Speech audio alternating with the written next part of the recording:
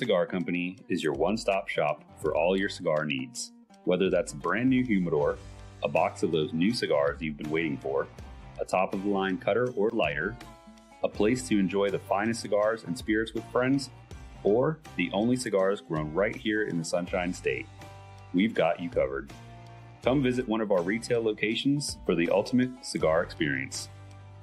Visit us online at coronacigar.com. How about that cigar? Well, how about that cigar? Ladies and gentlemen, welcome to the Corona Cigar Studios for episode 281 of How About That Cigar Live. Thank you see? Right off the bat. What it's he like said. Boom, boom, boom. Tripping over my tongue. I'm excited and nervous because we got not nervous, but I'm excited because we got Chef Ed in the house. Chef Ed Porter. What's up? What's up? How you doing, man? I'm great. Great to be here. Oh shit. Now you fucking up. I throw this like. What about Justin? What about our fantastic producer? Can you talk tonight, Justin? No, he's smooth as fucking silk. He is smooth. He is smooth. What's going down? Well, apparently my ability to talk is going down. Anyway, thank you everybody for watching live on Facebook, live on YouTube, and live on Rumble. And if you're listening after the fact on the audio podcast, thanks so much for making How About That Cigar a part of your regular audio podcast rotation. Hopefully by the end of the show, I will actually be able to speak proper words. Let us know in the comments what you're smoking, what you're drinking, and we are incredibly excited to pair some Crux cigars with some fantastic Chef Ed creations. I'm smoking this Crux blunt tonight. Honestly, way back when I smoked marijuana, this was the size of my blunts, and I just love this short Lancero. It's so good. Crux de Connoisseur. Did I say that right this time? You did. Yeah. Only after a million times. So we're starting out with this bad boy right here. Yeah. Yeah, this is the first cigar of the night, and this is the number 3, like the short Lancero. So good. Yeah, it's a great cigar. Yeah. Nice blend, good flavor. I love the retro hail on this. You push the smoke on this one out your nose, gets you a little bit, but not too much. Little spice, but luckily your co-host can do that now. Yeah, let us know what you're smoking, what you're drinking, and do we want to even talk? I can't. With this guy, it's. Do we want to even talk sports tonight? I mean, there's really other than some some stuff going on in the NFL with a few signings here and a few releases there. It's I don't know. It's kind of business as usual. Let's get right into the meat and potatoes of it. Yeah. Then the Wild suck. The Wolves are mediocre, and football's a couple weeks away. Yeah, football's April draft. Yeah, right? Spring training's underway. Yeah. Draft is coming up. My Yankees are going to win every game this year, all the way to the Super. Every game. They're going to go a perfect season. Don't see. Don't jinx us. Yeah, don't jinx us. We're going all the way this year. Not. I just want to win the 4 games that matter most. You gotta get Aaron Judge a bigger glove. We need to put him on first base. Is that too soon? We need to put him on first base. That's what we need to do. Motherfucker with that too tall. He's going everywhere. You can't. Or DH. No, he's got to stay active. Yeah, he makes some great plays out in the field. Except Judges all good. It's just that one. Everybody has a bad play. Got a little confident. He just had a bad play. It's unfortunate. Honestly, I do feel for the guy because he had one bad play at the worst possible time. Yeah. New York's not the market to do it in. Oh, they'll destroy you. But so the fact that he was not crucified shows how much the city endures. The fans do love him. Yeah, they endure Judge. Yeah. And I mean, I know we've actually lost a few people in entertainment this week, but one that really stood out to me was Gene Hackman. R.I.P. Gene Hackman. Yeah, Gene Hackman. And it's looking like there might be some foul play, huh? Foul play or Shut something. Up, something really? With like there were a bunch of pills and it was carbon monoxide poisoning, but it might have been like the one that with the part that was crazy. It was Gene, his wife, and the dog. And it had been. They got the dog, man. And when the neighbors called for a welfare check and the paramedics and police showed up and let themselves in, it had been a significant amount of time. Oh, yeah, that sucks. So I just heard that he was going to fight RuPaul or Paul. RuPaul. Whatever that fucking guy's name. It's the same difference. No, it's not the same difference. Yeah. To me, it is. He is. It's the same guy. But that's the fight the world needs to see is RuPaul and Jake Paul. Oh my God. That's the fight the world needs to see. RuPaul's not old enough for Jake Paul to fight yet. He's got to give him another 10 years. Easily. Yeah, RuPaul needs to be, in the wheelchair. In the wheelchair or the walker or whatever. Yeah. Oh, that's sad about Gene Hackman. Yeah. Hackman. Yeah, he'd been in a lot of good movies, and he was like the classic, I don't know, strong guy. Yeah, he's been in a lot of my favorite movies. Yeah, sure. the one with Clint Eastwood and Morgan Freeman. Unforgiven. Great in that one. That's a great one. Mississippi Burning, incredible movie. Yeah. I can never bring myself Enemy to of watch the that State. movie. Crimson Tide. Crimson Tide is a great one. Enemy of the State. Enemy of the State was fantastic. Yeah. And all right, so Hoosiers, I don't really love Hoosiers all that much. I like sports movies, but Hoosiers, even growing up in Indiana and loving basketball growing up, it just didn't do it for me. No. Okay. It just, I don't know. It just seemed like a bunch of white guys playing basketball. Well, that would be pretty some boring. sports movies, like they get you kind of they tug on your heartstrings, but some of them are just so beyond blatantly unrealistic. Yeah. That you're like this, and Hoosiers was one of those. It's okay. What's your favorite sports movie? Rudy. Right. Rudy's a great movie. Rudy's a great movie. It's all bullshit, but it's a great movie. Really great movie. All right, so for football, it's Remember the Titans. I said all time. For baseball, it's The Natural. I love The Natural. Yeah. Even though that's also like super unrealistic, but it's, I don't know, it's like old timey baseball, and it's, I don't know. I just love Jones it. was in it. Yeah. Too. What about you? Happy Gilmore? No. I had the name of it and I forgot it. He threw me off my game. Let's fuck that. Were you thinking baseball or football? Hockey. Oh. The Ducks? No, The Miracle. Oh, The Miracle. Miracle, yeah, that's pretty good. Have you ever seen Goon? Yes. Yeah. Yeah. I mean, it's not realistic, but funny. it's hilarious. Classic. That's turned into a cult classic. It's hilarious. It's one of those hockey movies. Like, no, this is not real hockey, but it makes me laugh. Slapshot's also a great movie. Slapshot is great. Yeah. Goon 2 was terrible. I didn't even know they made it. Yeah, it was terrible. The reason why I didn't see that. Don't waste your time with Goon 2. It was not good. Also, another path. Who are you anyway? Oh, how you doing? Ed Porter here. All right. Sometimes I'm a chef. Sometimes I'm a musician. Sometimes he's a rapper. all the time, I'm a creative storyteller. I like it. And you're a father and a husband? I'm a father and a husband and a friend and a lover of good cigars. Mm-hmm. I like it. Yeah. You're all right by me. And I do okay. And lover of putting fine cigars together with cool food and drink. So that will definitely be doing some of that this evening. Before we get any further, I want to do tonight's Spirit of Mystery. Yes, let's do Spirit of Mystery. Spirit of Mystery brought to us by Postania Cigars. Do you find yourself unsatisfied with the top 10 list from How About That Cigar? Are you wondering how cigars from Postania didn't make the HBTC list, but found their way onto other lists? Well, fortunately, you can be reminded every week with this Postania Cigars advertisement.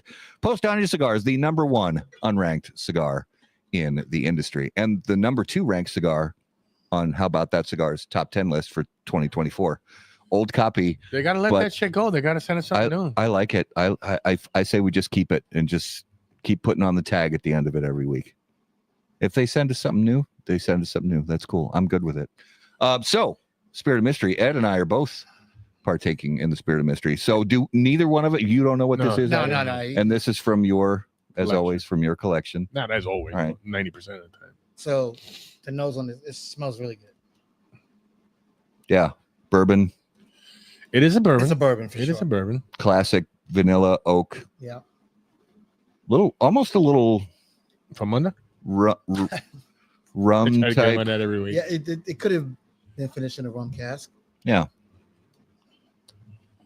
Let me double check that. It's not hot. No, not at all. Low proof. It's definitely it's either sherry or rum cask. It had to be. It's finished. It tastes like it's finished in something, and it doesn't taste like port or cab or anything like that. It's not sour. It's a small batch. Small batch. That helps you out. Anything. All right, I'm gonna put this. Honestly, I would put this like below 90 proof. Yeah, it's not hot. It's good though. Yeah, good flavor. Kind of short finish. Yeah, very short. It fades, but flavor's good. Aroma's good. Fades fast. Yeah. No real finish. Yeah. But I like it. Yeah. So hey, careful there. Easy. Yeah, your number 2 cigars rolling away. Come here. I do like it. By the way, Yeah, that's good stuff. I'd like to take this time to thank Tony and Crux Cigars Oh, absolutely. for sponsoring these cigars tonight, Yeah. along with Chef Porter for donating this mac and cheese he's making for us. There's no donation, is there? She's gonna open the mail. She gotta get in the mail. It's there. Yeah, thank you to Tony from Crux Cigars, and Crux is we've been pairing stuff with Crux Cigars for a long time, and they do good stuff. And I will say this. So this weekend doing this R&D for tonight was some of the best times I've had in a long time doing with the pairing. So when you told me to go pick these sticks up, I was like, man, so I smoked 3 of each. Nice. First one was just because, but then, man, they're very easy smoking. Yeah. Very enjoyable cigars. Tasty. Really. And this is gonna go amazing tonight with the food. it's that Placencia factory. Oh yeah. That they're made at. Absolutely. They do such great work there. My R&D today, I had to go with Tony to lunch. We went to Cecil's. You guys know what Cecil's is, right? Yeah. Cecil's Delicatessen. Yeah. And then we went out to Sodi's, and then we smoked a Habano. Nice. So Nice. Yeah. I had actually I did have a Crux over the weekend, but it was the oh crap. It was one of the special editions, the red line. If you remember it was like a one and done. And I smoked one of those on Saturday. And yeah, that red line. That one's like the powerful end of Crux. Yeah. Like that one definitely had some spice and some juice behind it. You know what we need to do? We need to, the Crux guys that are out there, holla at you guy. We need to do a full Crux dinner because we can do that. so Yeah. Matter of fact, in doing this weekend, so I ran the gambit. I was all over the place with proteins and how I was gonna do because so the theme is surf and turf. Okay, so for all those who know, I'm allergic to shellfish, to crustaceans, but it's okay. It's fine. It's fine. But He wasn't going to tell me no on my birthday. I developed a shellfish allergy later in my teens. So I'm familiar with eating it and cooking with it in the whole nine. But Yeah. I actually like the fact that it was shellfish because surf and turf, you have to. It's a delicate balancing act. Especially if it's on a composed plate. So when you have shellfish and in this case beef of any sorts, there's a balance you have to play with that. Yeah. And then trying to make them all work with the stick, and then the beverage. So it was a conundrum. So I like the Rubik's Cube. So Yeah. it was fun. It was fun. Right. And It's fun. saying that we should pair all the. So you want to put, what I'm hearing is you want to put a 6-7 course meal together, 6 courses. which each one of their cigars Absolutely. at a private event. Yep. At Tobacco Grove, hosted by Crux Cigars. Am I hearing that correctly? Or not. It doesn't have to be at Tobacco Grove. It could be at a nice restaurant with a patio. Let's try somewhere that has a kitchen. Yeah. Gotta have a kitchen. Let's try. Yeah. Very good point. That's a valid point. Yeah.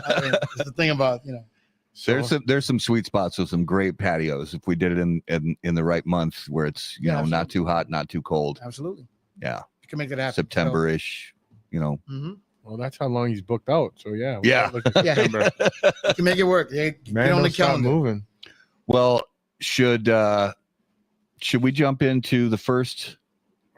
How do you want to handle this, Ed? Do you want to? Should we jump into the first thing you've got for us? So, really quick, you should talk about the cigar that we're smoking right now. Yeah, absolutely. So that when I jump into the dish, So the cigar we're smoking right now, Before we do that, is Leaf.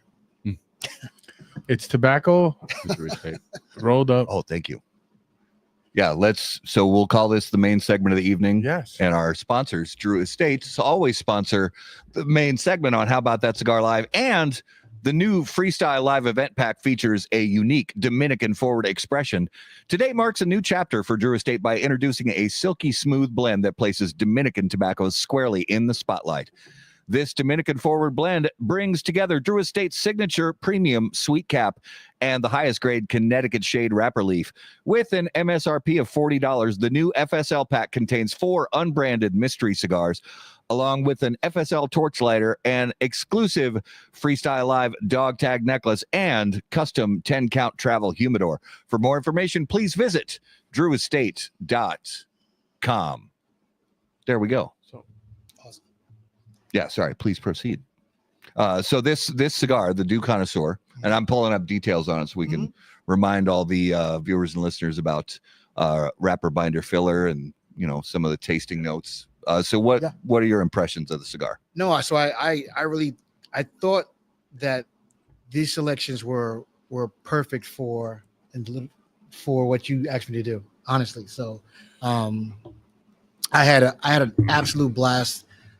Pairing with these cigars. This one in particular, I like the nutty notes that it partakes, and along with the cocktail that we're going to be consuming with it as well.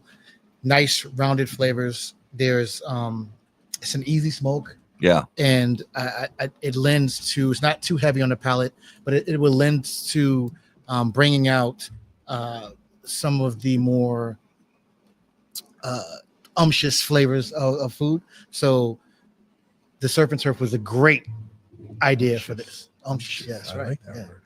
You should get that tattooed on your chest. Oh, It already is. so yeah, with the I was trying. So with this cigar, I want to have something that where you can have some good mouthfeel and some coating. So some creaminess. Yeah. And it would help and meld the flavors nicely. So Okay. that was the catalyst for That's this awesome. dish. Awesome. So I'm gonna leave. You Okay. do your thing. Yeah. And then I'll come back and then we'll jump right into Love it. Awesome. Thanks, brother. Awesome. So let's talk about my birthday weekend. Well, and also, the little known fact, Come here, buddy. and the fact that I forget So far sometimes away. from time to time is, you guys, the team here at How About That Cigar, myself not included, have back-to-back birthdays, Yep. which His is is on the which 25th is and pretty mine's sweet. on the 26th. So Justin just turned 25 and Raul just turned 26, yes. which is awesome. I You don't want to do that. I'm gonna have to have a long time to retire then. Yeah, it would be a while. So yeah, you had a little bit of a Well, trip. let's talk about Justin. What did you do on your birthday first? I just hung out and then Where'd you go to eat? I thought you guys looked like you dressed up, right? no, we didn't go out. We're gonna go out to eat like sometime this week or something. I'm not sure, like sometime soon. But yeah, I just hung out and her parents came over, said hi, and that was about it. Right on. So trying to 44? 43. 43. Yeah. 10 years younger than me. Yeah, it's okay. And I'm 10 years younger than you, so it all works out. Yes, I am in my 60s. Everybody knows that. I am a little older than him, so I value or appreciate every year that I'm on this earth a little more. Yeah. So therefore, I not only have a birthday, I try to celebrate it for at least 5 days. This year we went down to Puerto Rico with Omar and his wife, and we got to meet her more and talk to her more. She's awesome. She's awesome. Both me and Omar are part of our coverage for sure. Rachel is her name, Rachel, right? yeah. She's awesome. So we went down to Puerto Rico. And Omar's more of a foodie than I thought. Yeah, he likes So a lot of different stuff. Me, I can't sit still for much. So I was planning all this stuff. Let's do this, do that. And all three of them were like, well, let's just go sit at the beach. Have a cigar. Relax. That's usually my MO. It's like, let's just go sit on the beach. And yeah, I had plans to go across the island, go see Ponce, go to Bio Bay, go up El Yunque rainforest. Let's do this. We spent most of our time either on the beach or in Old San Juan. Yeah. And we had a lot of upscale food for dinner. We went to some of the best restaurants they have in Puerto Rico. Nice. Ate some amazing food. We found a little bakery that had incredible flan. Oh, they had incredible everything. Actually, they had one side that cooked you breakfast and made food on one. Then the middle part was like pastries and cakes, and then the other side was a deli, and it was packed from opening to close. What was your favorite thing you ate on this trip? What was your favorite thing you ate on this trip? You mean food-wise? What was your favorite thing you ate on this trip? I'm going to stick with my original question. There was on my birthday, we went to a restaurant and I had steak, some kind of steak. I forgot what it was. I don't know, some kind of tenderloin, and it was filet mignon. And it was cut, and then the sauce underneath it was like a rice with mushrooms in it. It was really creamy. Oh, risotto. Mushroom risotto. That sounds like filet mignon with mushroom risotto. Sign me up. Mm-hmm. Phenomenal. Damn. And then I had a piece of halibut the last night that was a little bigger than a Snickers bar. I could have ate about 10 of them, but it was so phenomenal. Yeah, it was so good. Oh, nice. But every restaurant we went to, every place we went to, I wanted to taste their flan. I wanted to figure out which the best flan there was. Okay. And it wound up being at that little bakery we found. Oh, nice. Yeah, there was. See, and I learned some stuff. I didn't know. I just thought it was flan. But you have cheese flan, you got vanilla flan, you got chocolate flan, you got regular flan. And the one I liked the best was the cheese flan because it had that consistency of cheesecake, but it was smoother. Okay. From what I hear, Rainier Lorenzo from HBTC is like a master chef when it comes to making flans. Really? And so people come over, or it's like his thing. He's known for making incredible flan. And I've only had it like, I don't know, a couple times, and it probably wasn't like super traditional because the one of them was just kind of like classic vanilla, like custard almost. Yeah. And then the other one was kind of had orange in it, like orange peel and pieces of orange in it. Oh. But that's ages ago. And that it was here in the States. I've never had it like at places where they really like that's part of their food culture is flan. And I know a lot of Latin American countries. Yeah. That's a big part of their food culture. Mexican flan's more airy and it's thicker and it's not as creamy as Puerto Rican. Okay. Yeah, I don't know what they add to it, but I wanted to, because I was looking at the stats, on the cigars for tonight. Yeah. It's interesting because on paper, they look really similar. If you look at the leaves that are in the cigars, they look similar. But anybody who's ever smoked these cigars on an individual basis knows how different they really are, and so if you look at, and we'll talk about this more when Ed is out here, but if you look at the stats for the Do Connoisseur, so the wrapper is Habano, but it's grown in Nicaragua, and the binder is from Nicaragua, but the filler is from Honduras. Honduran tobacco is known for being milder, softer, and you can really taste that in the cigar. You know, it's really super smooth. There's not really much bite to speak of. A lot of times you'll get from Nicaraguan tobacco, people think spicy. You know, they think, oh, it's going to have spiciness. It's going to Put a little bite in your throat. Yeah, a little bite in the throat, maybe in the nose, maybe get salivation going. But then the Epicure Habano that we're going to finish the night with in a little while. Actually, we're going to spark just after when he brings the meal up. Oh, yeah. So the Epicure Habano is also Habano from Nicaragua, but this is a different priming. So that changes. Priming can change things. Nicaraguan binder, but instead of the Honduran filler, this is more Nicaraguan tobacco in the filler. So the Nicaragua or the Epicure Habano, you can tell when you smoke it. It's got a little more pop, a little more spiciness, a little more kind of those classic Nicaraguan, a little bit of earthiness too, kind of thing. So it's interesting, just like little changes in the blend, and a different priming for the wrapper leaf can. So how many blenders have we talked to that said if you give 3 different blenders the same amount of leaves and the same stuff, and each one is going to taste totally different? Yeah. So that's just showing it right there. Very true. Yeah. Hey, Omar, what's up, buddy? Matt, how you doing? David, John, Tom? Yeah. Good to see you guys. How are you guys doing tonight? I guess we're done talking about Puerto Rico. Well, there's only so much. It's such a small island. There's not much you could talk about. Yeah, my wife and I were there, but literally we flew into Puerto Rico so that we could get on a cruise ship and then go to a bunch of islands in the Caribbean and then go back.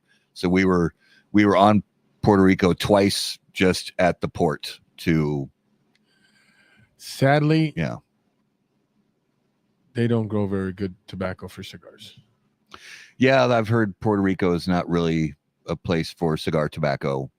I assume just for the tourists, they've got some small little cigar factories. Well, factories like a couple people in a in a building, maybe rolling. Only a couple here and there. Yeah. So this is one thing I'm curious about, because anytime we have traveled to like places in the Caribbean or places when we were at Punta Cana in Dominican Republic, tons of counterfeit Cubans all over the place. Cuban cigars at Cohibas and Monte Cristos all over the place. Did you see a lot of those? We didn't see any. Really? Okay. Omar, you remember? Do you remember? See, now it hit me. Do you remember seeing any those fake Cubans at all, Omar? I don't. We went to that big place that everybody's supposed to be telling us, Cigar House in Old San Juan.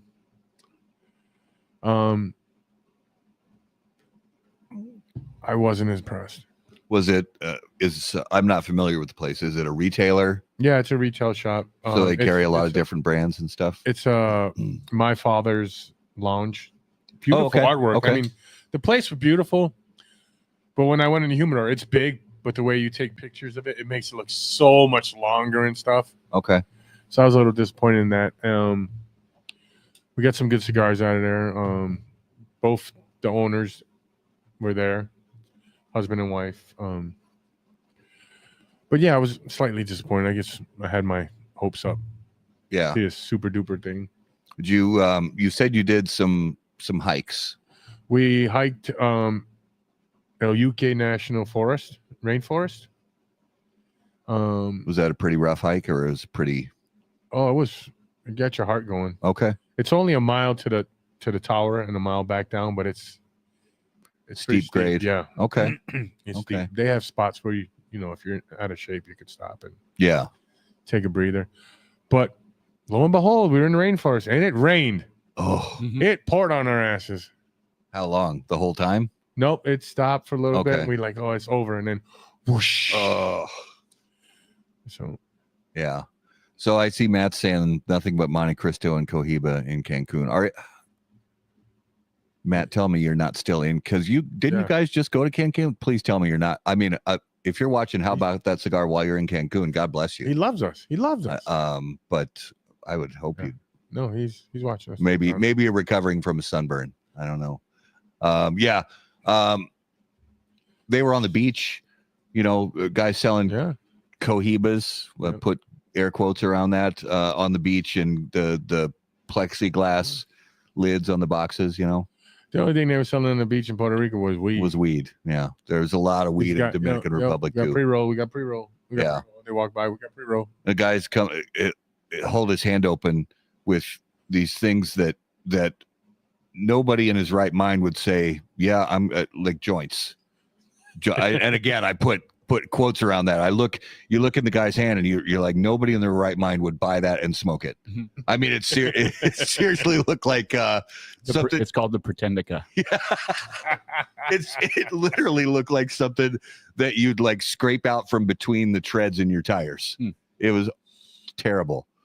And you could smell like whatever, cow manure from 10 feet away. That he's like, oh yeah, you want some ganja? It's like, no, I can tell from all the way over here that's cow shit. There's no way that's So Matt got back on Saturday. Oh, back on Saturday. Okay, nice. Yeah, sunburn. It's a different world.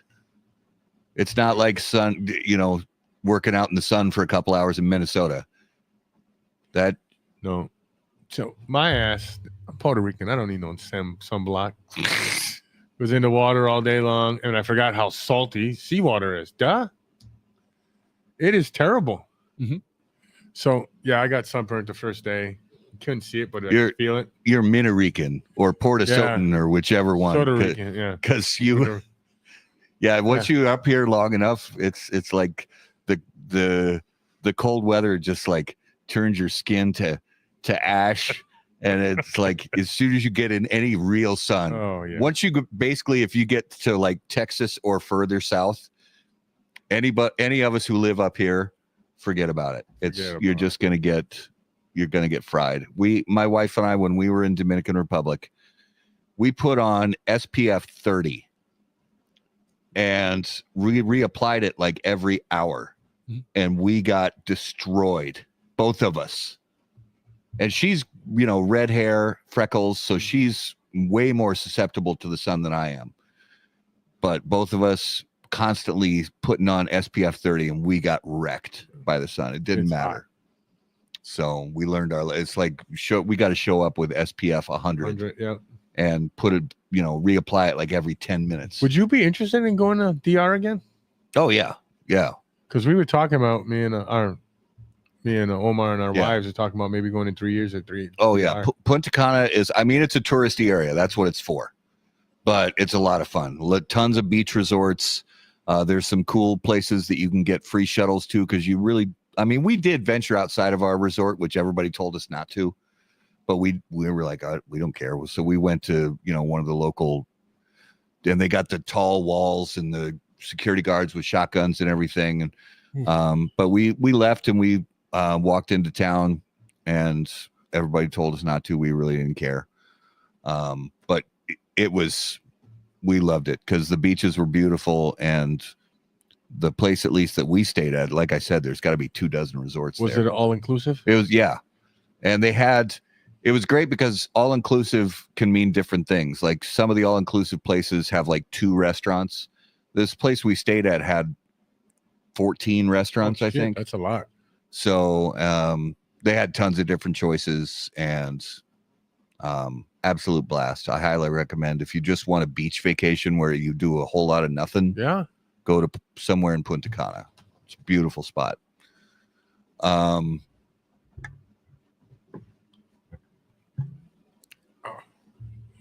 So I think I'm gonna light up this Epicure. I haven't smoked one in a long time. Okay. At least 4 hours. Okay. I'm gonna get it primed up for when he comes out with the food. I'm gonna give it a minute. Because I'm still drinking my Spirit of Mystery here. How you liking it? Justin, what's your favorite beach location you've ever been to? I mean, I lived in South Padre Island for a while, so I love it down there. Yeah. But, I like Ixtapa, Zihuatanejo down in Mexico. It's a good surfing area. I've been on there a while. Did you surf? Oh yeah. Oh yeah. Surfed Hurricane Katrina down in South Padre. Really? Pretty crazy. Wow. Yeah. Did you ever have a chance to go to like Australia or South Pacific, any place like that? No, not yet. No. Yeah, I've heard some. I've heard there's areas in because Dave Burke from Cigar Jukebox lives in Brisbane. Yeah. And he said there's places all around the whole island of Australia that there's some incredible surfing. And if you go up into, Southeast Asia, Philippines, Vietnam. Yeah, there's Indonesia. Yeah, Indonesia. There's incredible because they get so much turbulence with storms in that area that basically they come off of the Asian continent and then they reef out there. They hit the reef and then they go back and then it's just like this cycle. So it just, according to a lot of surfers, those areas are incredible. You know how I knew that there was good surfing in Vietnam? No. Apocalypse Now. Oh, yeah. I haven't seen that movie in a while. It's a great movie. Yeah. I love the smell of napalm in the morning. Yeah. It smells like victory. Love that movie. I mean, it's weird. What you guys do this weekend? Nothing. No? Honestly, it was fantastic. We slept in on Saturday. Just Amy and I just hung out. And then she, she's got a side job at that brewery in town. So she went and worked the night shift there. I went and sat and had a couple beers with her. And otherwise, we really didn't do anything. It was fantastic. Oh, here we go. Oh, boy. Here we go. Thank you, sir. I'll pass it down. It took you so long. I thought you ran out and got some Popeyes. I'm an asshole. This looks amazing. Here, let me. Oh, yeah. Careful with that. Look at that. I mean, come on now. You can get closer to the camera. Just don't drop it. How terrible would that be if he dropped it right now? Thank you, brother. Oh, this plate. And I know you told us not to worry about it, but I feel bad that you're not eating, Ed. Right back. Thank you. Oh, my goodness. So, come on now. I want to dig in, but he probably should tell us what we're doing. Yeah, first. we're going to wait. We're going to, I know I would. I got to sit on my hands because. I mean, basically, I'm seeing this gorgeous steak with prawns. I think it looks like prawns, and in some incredible sauce that's all over the plate. And caviar. There's some kind of caviar on there, but he told us already what it is. But I want him to. I just know it's eggs. Oh, the smell coming off of this plate, people. I wish they had this. What do they call it? Smell-o-vision out there in the world. Thank you. Oh, look. Oh, what? Ooh. There goes a 20-some years sobriety down the tube. Yeah. No, guys, this is a mocktail. There's no alcohol in this at all. Calm down, honey. I know you're watching. Calm down. He's not drinking. You don't got to divorce me yet. He's not drinking yet. Wow.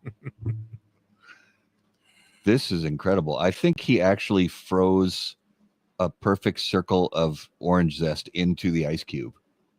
I mean, this is next level shit. This is next level shit. This is next level shit. Did you actually freeze a circle of orange zest into the ice cube? No, it's on top. Oh, okay. Because it looks like it. Yeah, it does look like So wow. This is unleaded. Yeah, it's definitely unleaded. Yeah, and that's leaded. This is for sure. All right. All right. So you guys are gonna hear me chop away. Are these sharp? So same rules apply. What I suggest is to first let me tell you what we have. Yeah. So we have a ribeye that Drop is it's sous vide with some garlic. And sous vide means boiled steak, right? No, it doesn't mean boiled at all. Stop. Doesn't mean boiled at all. The sous vide and some beef tallow, which is rendered beef fat.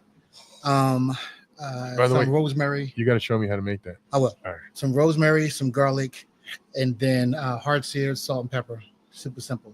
The prawns are miso butter poached prawns that are then charred for some color. There's also a little bit of smoked paprika in there.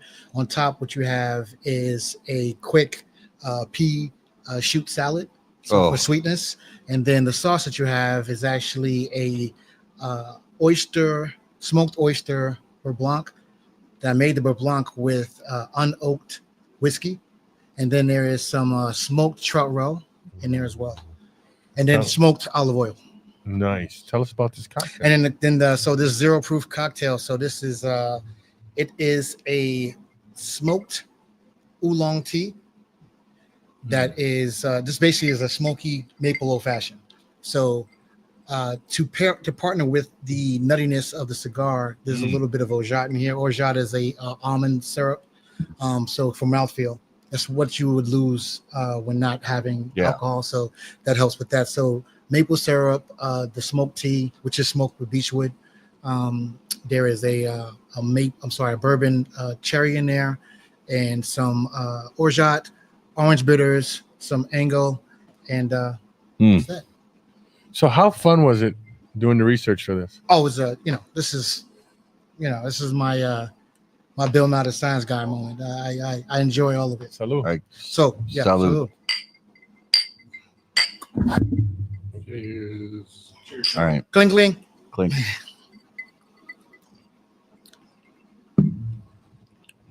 Oh, come on. Come on. I mean, it's that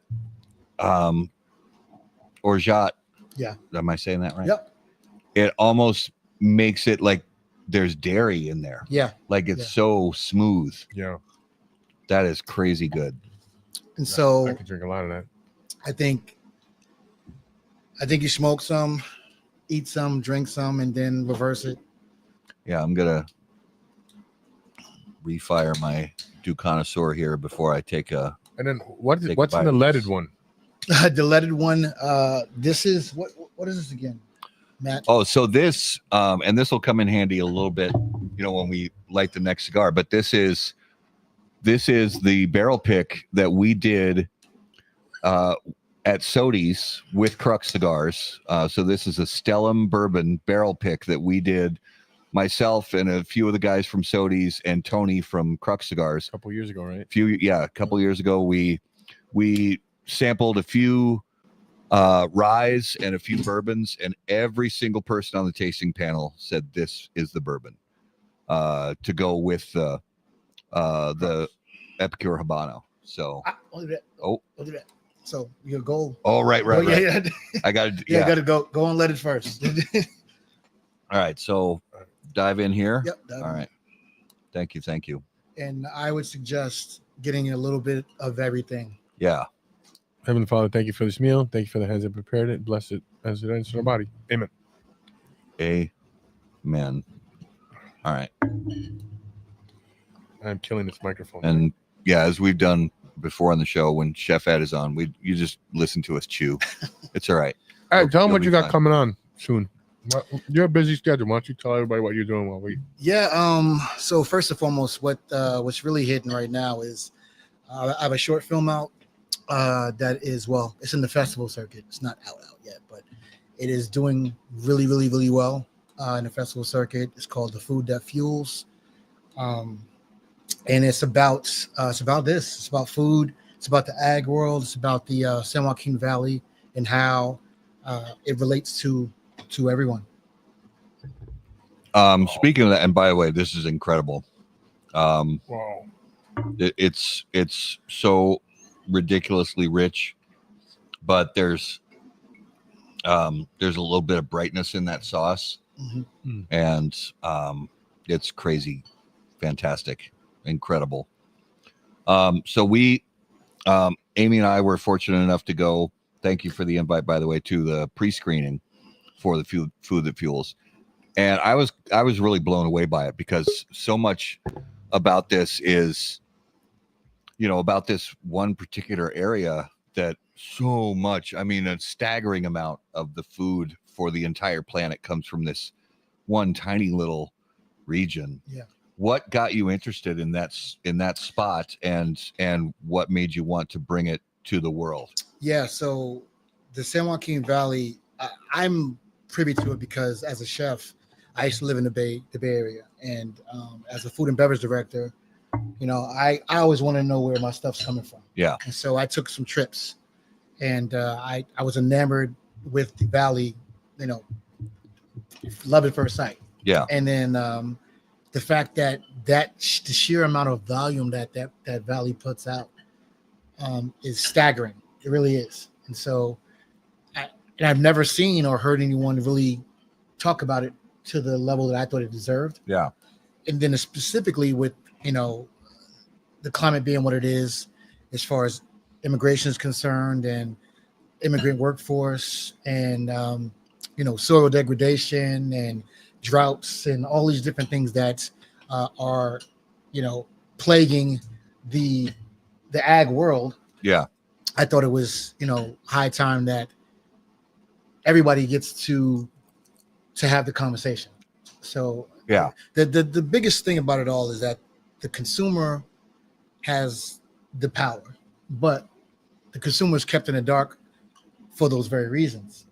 If we so McDonald's is the largest buyer of beef on the planet. Yeah.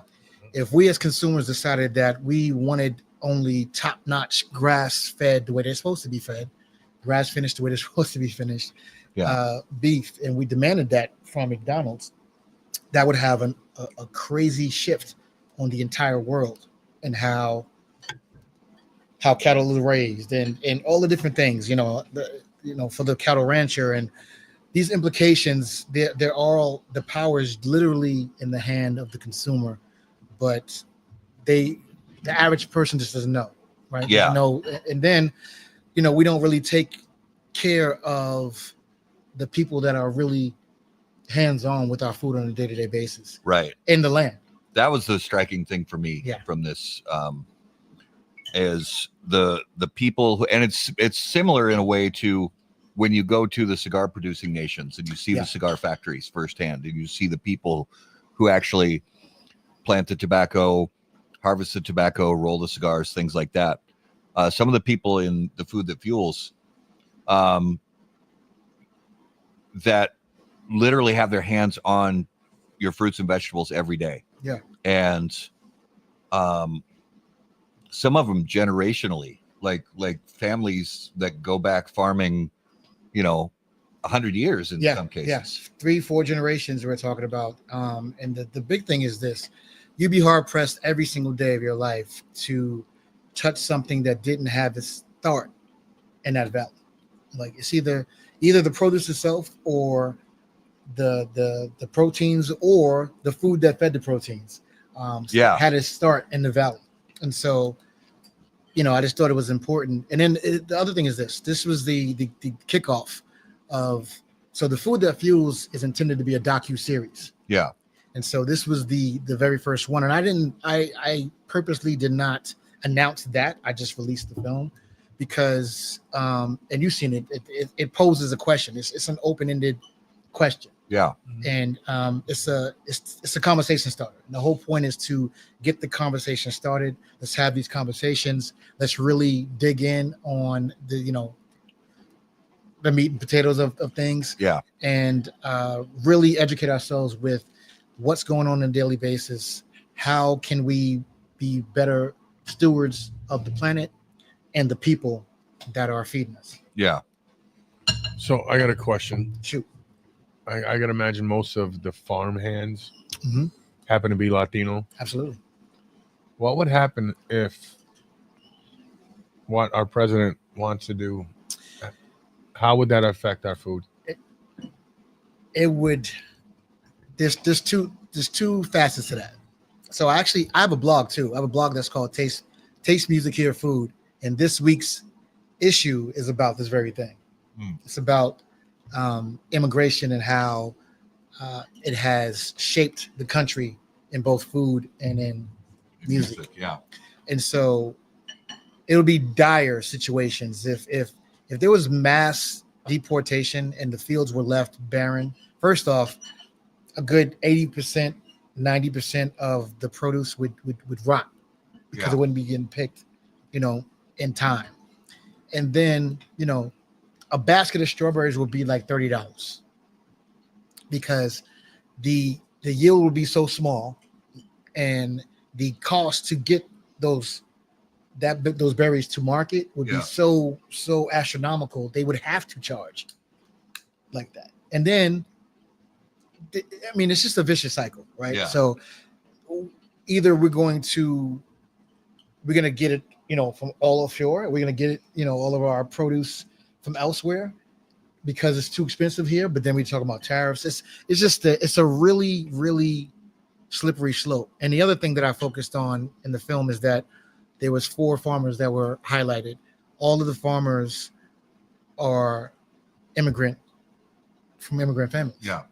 So, 3rd and 4th generation, they're Americans, but their origins are elsewhere. And so it was important to highlight that and show that that's American. This country is built on immigration. Well, and so, you're hard pressed to go anywhere and find somebody who's not either directly linked or, 2 steps away from somebody who came to the United States from somewhere else. Absolutely.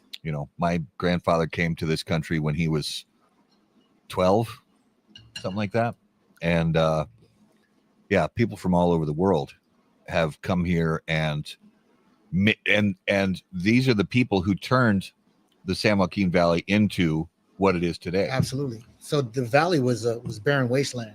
The fact that it's because it's surrounded by Yosemite, and it's a bowl basically, and so the snow cap melt runoff pulled into the valley, and guys decided, this might be a perfect place to grow XYZ. And so it wound up being just that. And they have 3 seasons, but 3 growing seasons. So it's a phenomenal place to be the breadbasket of the country if they're not the world. But again, immigrant hands, immigrant know-how. And that is something that cannot be overshadowed. You cannot tell the story of America without really leaning in on the fact that it is, the perfect gumbo of all these different nationalities and it's all necessary. Well, and one of the things that struck me too was because a lot of the food that, like, I've heard people say, and I know got to take everything with a grain of salt, but when you're talking about the grocery store in America today, you want to stay on the outside to stay healthy. And it's that outside that's the farms that really are featured in this project.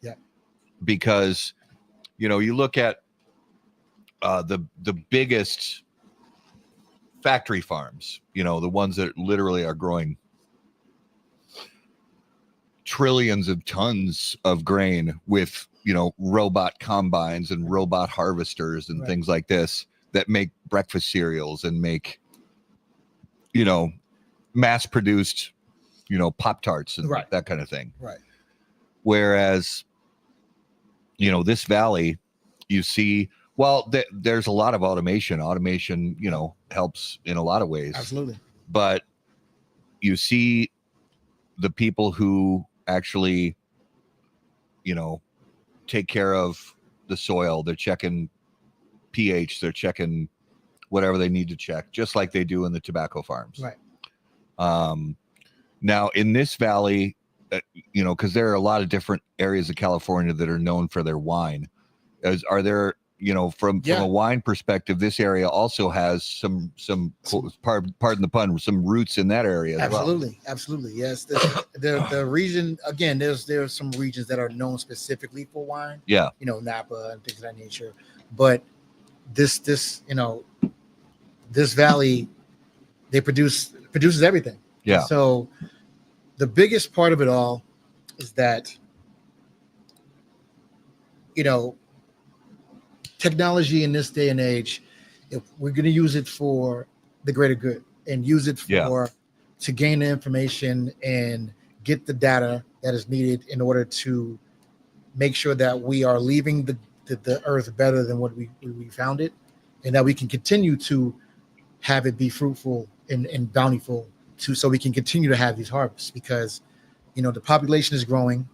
There's not going to be any more land. We're not getting any more land. Yeah. And so what are the things we can do to protect the land, as well as make sure that we can plant and harvest and continue to have these crops, and for our grandkids. Yeah. Is what it is. So a lot of times, 100 years ago, there was no thoughts about now.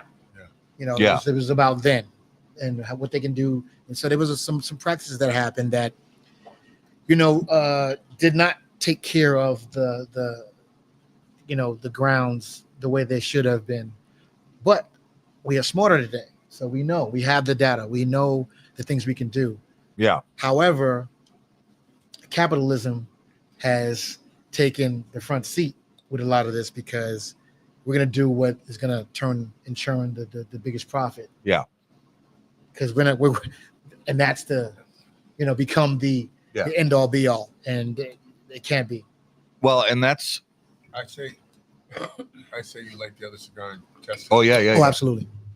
Yeah. Delicious. Jesse, how you? I'm hanging in there, trying to hold off and finishing this off till you guys catch up. Well, while I toast this, one of the things about, you talk about 1800s, early 1900s, people weren't necessarily the best stewards in all cases, but if you look at it, a lot of that was just because they were more concerned about starving to death. It's like, I don't have time. I'm sorry, I don't have time or the resources to be like to recycle or to compost or whatever it is. It's like, I got to get the seeds in the ground, got to get harvested. I got to get the cattle fattened up or the pigs fattened up so that we can live. Exactly. And you sort of understand, look, you couldn't necessarily be the best stewards of what you have because you got to stay alive. But then today, like you said, with capitalism, and capitalism has its place, but when the only focus is the next dollar, right? And when we actually have the ability and the technology and the means to be better stewards of what we've been given, and yet there's people out there, some of the largest conglomerate factories that own farms or livestock or whatever, where they don't care. No. And it's frustrating to see that. So drink. I did. Yo, Yeah. It's good. It's good. Like after this, the puff.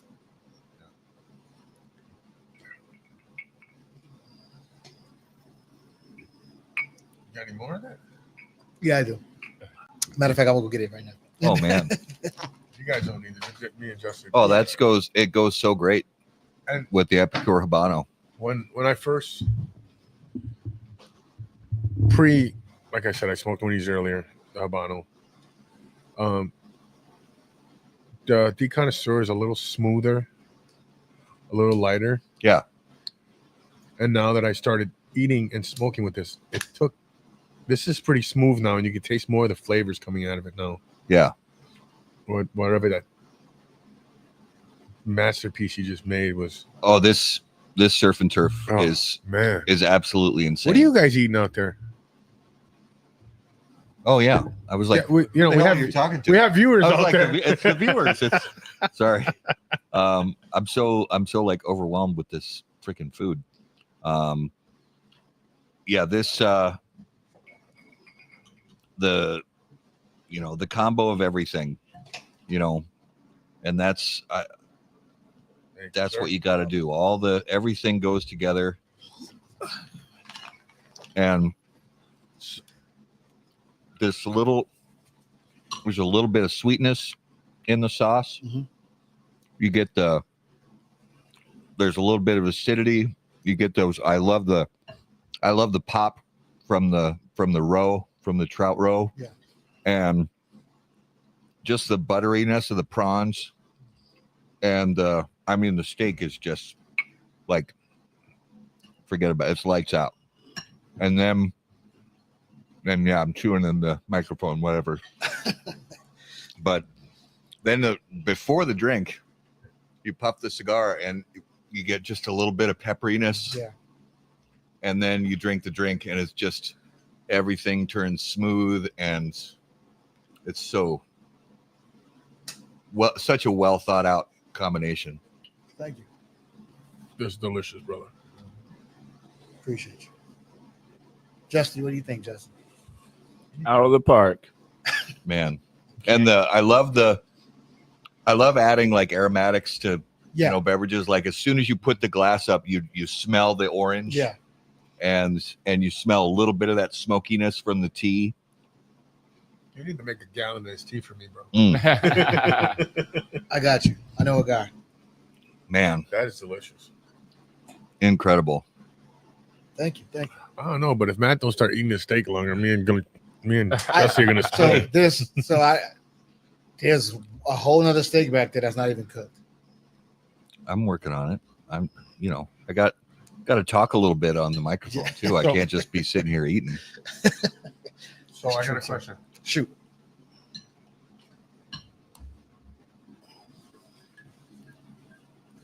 What do you think about the whole debate that's going, at least on my feeds, the carnivore diet compared to a vegan diet? Great question.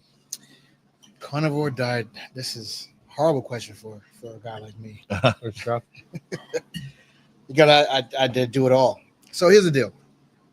I think, so what are the reasons that to do a carnivore diet? What are your reasons for going through and doing it?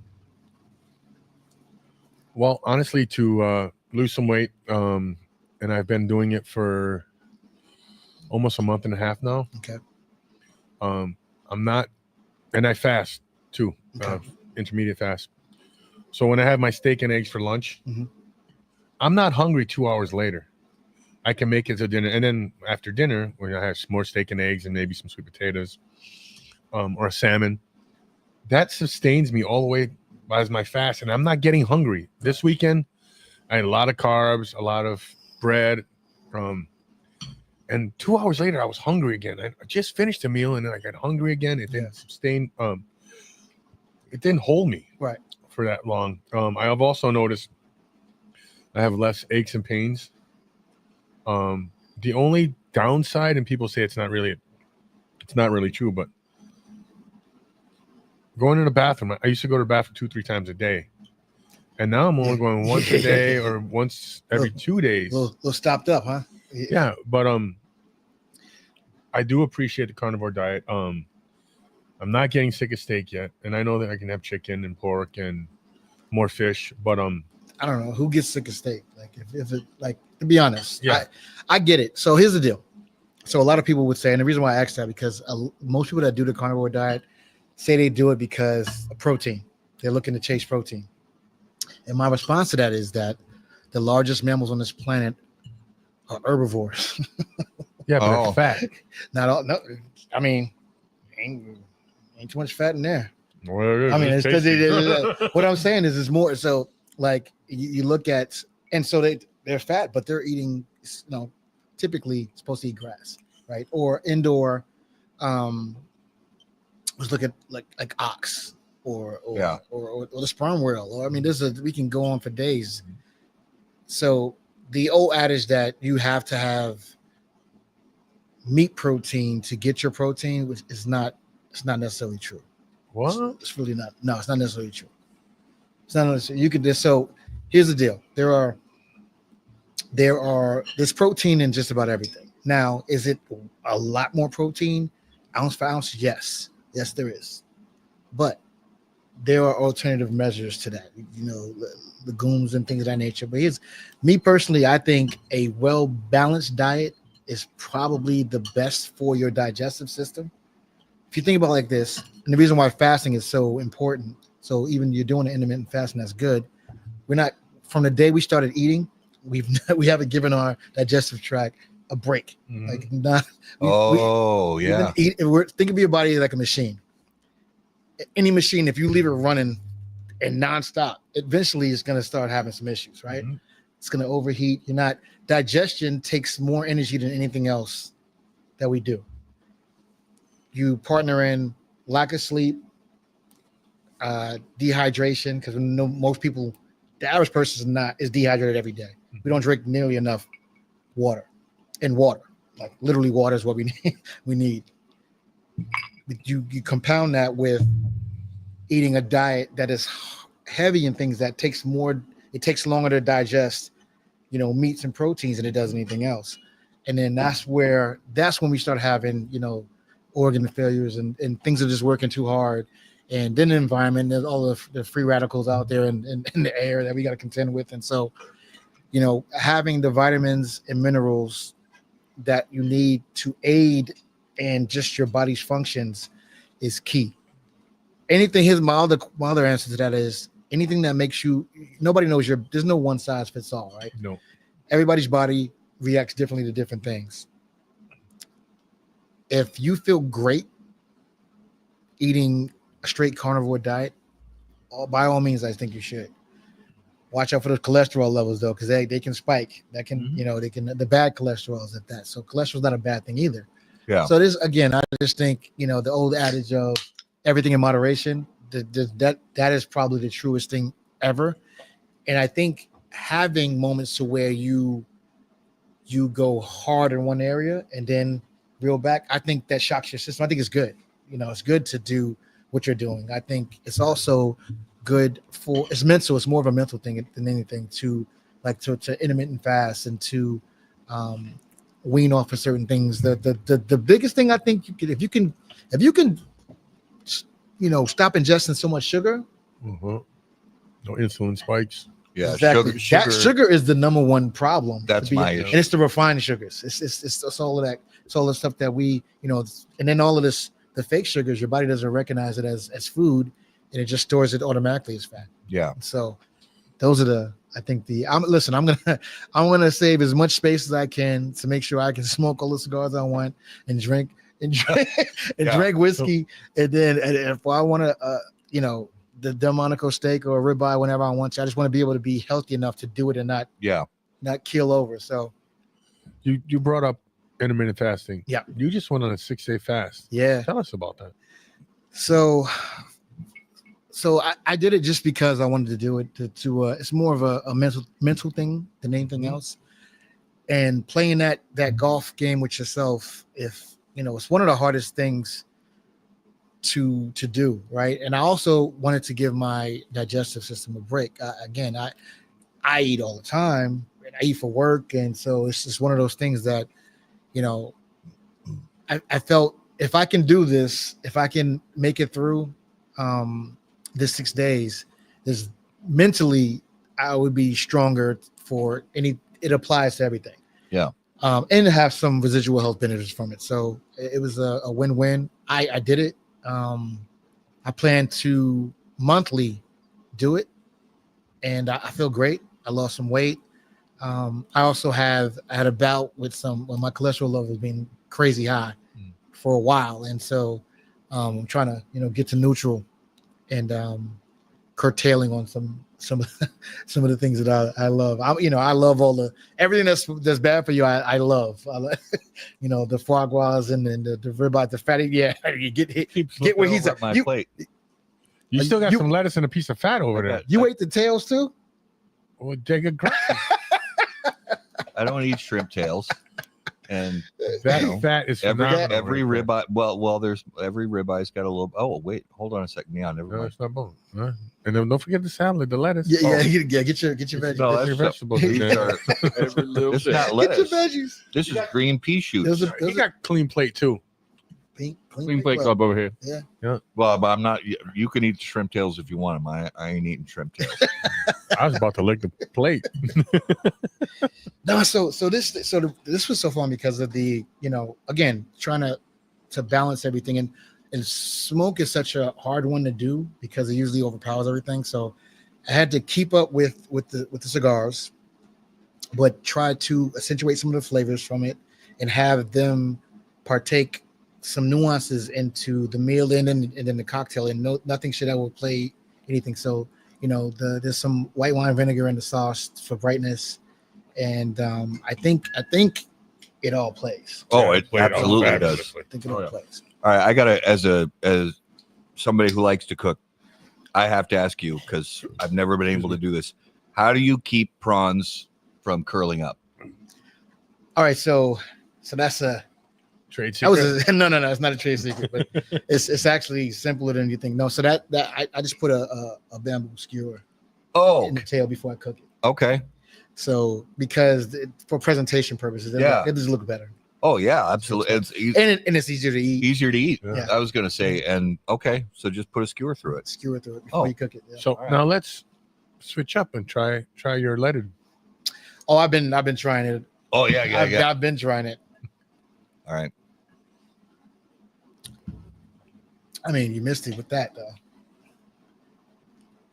Now this is the first time I've had this whiskey on ice. I've always just had it neat, but It opens up a little bit. yeah, It's sweetness comes out a little bit more. yeah, for sure. This is really good whiskey. Yeah, we were grateful that this was because we had like 6 barrels that we sampled from, and we were grateful because, I mean, we were going through them, and it's funny because literally every single, there's always going to be one outlier. There wasn't. Every single person was like, "This is the one," and it was one of the ryes was close, Gotcha. but it was just it had a little bit too much spice to Much it. bite, yeah. Yeah. So If you had to pick, I have a question. If you had to pick an element from this dish that you would say is the binder, if you will, that brought it all together, what would it be? me not being super Go be technical. Cultured? cultured, I say the sauce. That's what I was going to say. That's- The I was sauce gonna brought it say all the together. sauce, It yeah. gave it like that twang to it and like that little like Yeah. sweetness, the zest. Yeah. And what does it is the oyster. Okay. Oh shit, I'm allergic to oysters. Nah, you're good. You're a garbage can. You're not allergic to anything. You're allergic to not eating. So that's kind of a question for me because I've been learning a lot more about different foods that have that umami thing going on because they have, what is it in them? Umami? You did? No, there's a crap. I've been learning about this lately. It starts with a G. Most umami foods have something that starts with a G in it. In First of all, let's go back for us meatheads. What's unami? oh, Umami is the 5th flavor. So it's the one that so mushrooms, soy, cheese, Parmesan cheese. These things have that. It's that flavor note that is savory, but it's a rounded savory. It's one of those ones that's hard to describe. yeah. But is, I think, every good composed, not every dish, but a well-rounded composed dish should have all of the 5. Yeah. They should. And this one had that in spades. I mean, it was there. It's really complex. There's a lot going on, but yeah, the sauce. Now, are oysters one of the? Because there are some foods that are just like you mentioned.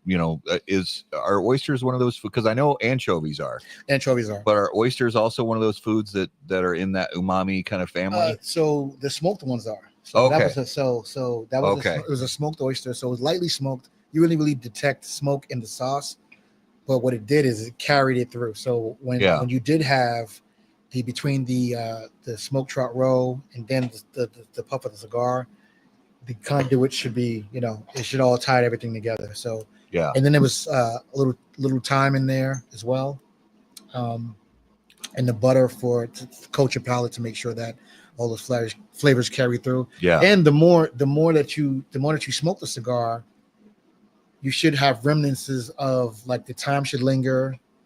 These things the thyme should linger, and you should have it should be sweet, a little sweetness in it too. It's again science. Yeah. So did your science lead you to dessert too? No, my science didn't lead me to the dessert. Yeah. I know. Normally, there's always a dessert. I could have. This is I could dessert have had right the wife here. made some cheesecake for us. Cheesecake would have been great. So this is what I was gonna do. So I was gonna do a palate cleanser between cigars, but you run the risk of shooting the palate. So you could blow the palate out. And then anything acidic would totally, nothing more than the sauce. That's all you need. So that's why you didn't make dessert. That's why I didn't. Yeah, I don't want to. Well, honestly, this. Yeah, this no proof, zero proof old fashioned is That's like dessert for me. I mean, it's got sweetness to it. So one of the other things I wanted to mention about this steak dish that I think people forget sometimes that, and it really stood out to me was the sear. Yeah, that's a huge flavor component. Is the actual sear on the outside of the steak. That if it's just kind of gray and not, even if it's perfectly cooked inside, if that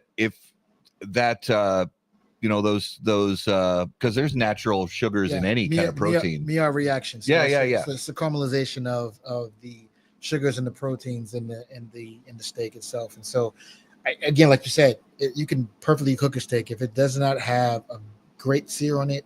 You lose some of that. And so the best steaks you've ever had have a good sear. Yeah. Or if it's smoked, it has the crust, the bark. The bark, yeah. And that is what lends to also. It's another flavor layer, and so those, we needed all that. This is the reason why I charred the prawns. Yeah. So there's sugar. So there's some miso in there. So that's the umami too. So there's miso in the butter that I poached the prawns in. And then I charred them so that it can release the sugars and.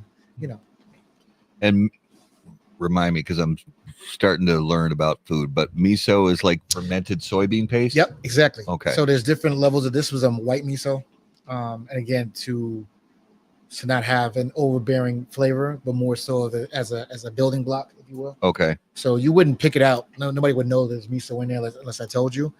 But it's something that was very integral to the whole composition of that dish. Yeah.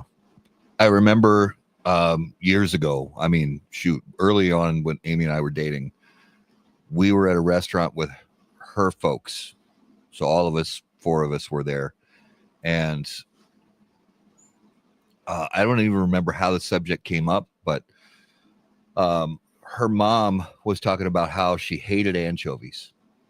And I love anchovies. I always have. And she was talking about how she hated anchovies, and then she ordered a Caesar salad. I didn't say a word.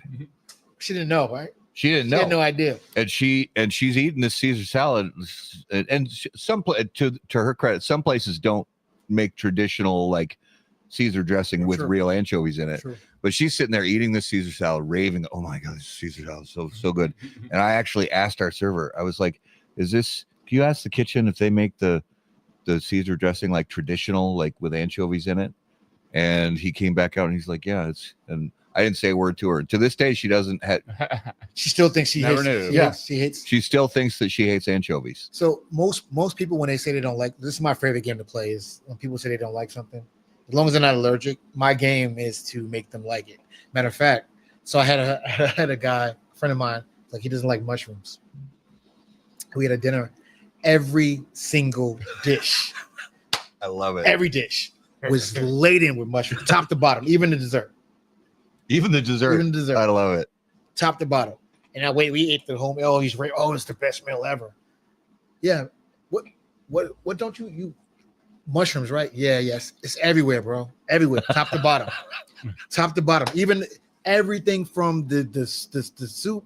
I had a broth that had dry shiitakes. I mean, everything had mushrooms. I mean, they were blatant mushrooms all through the whole entire dish, the whole menu. And so that's awesome. 9 times out of 10, it's usually either a texture issue, or they just had it. You know, they haven't had it right. Haven't had it right. Yeah. The application was incorrect, or one type of something. You know, like so I don't like apples. I'm like, all the apples. I'm like, there's like 100 varieties of apple. Yeah. Like there's a billion ways you can have apple. Like there's some way I can make it that you will love it and not even know it's present.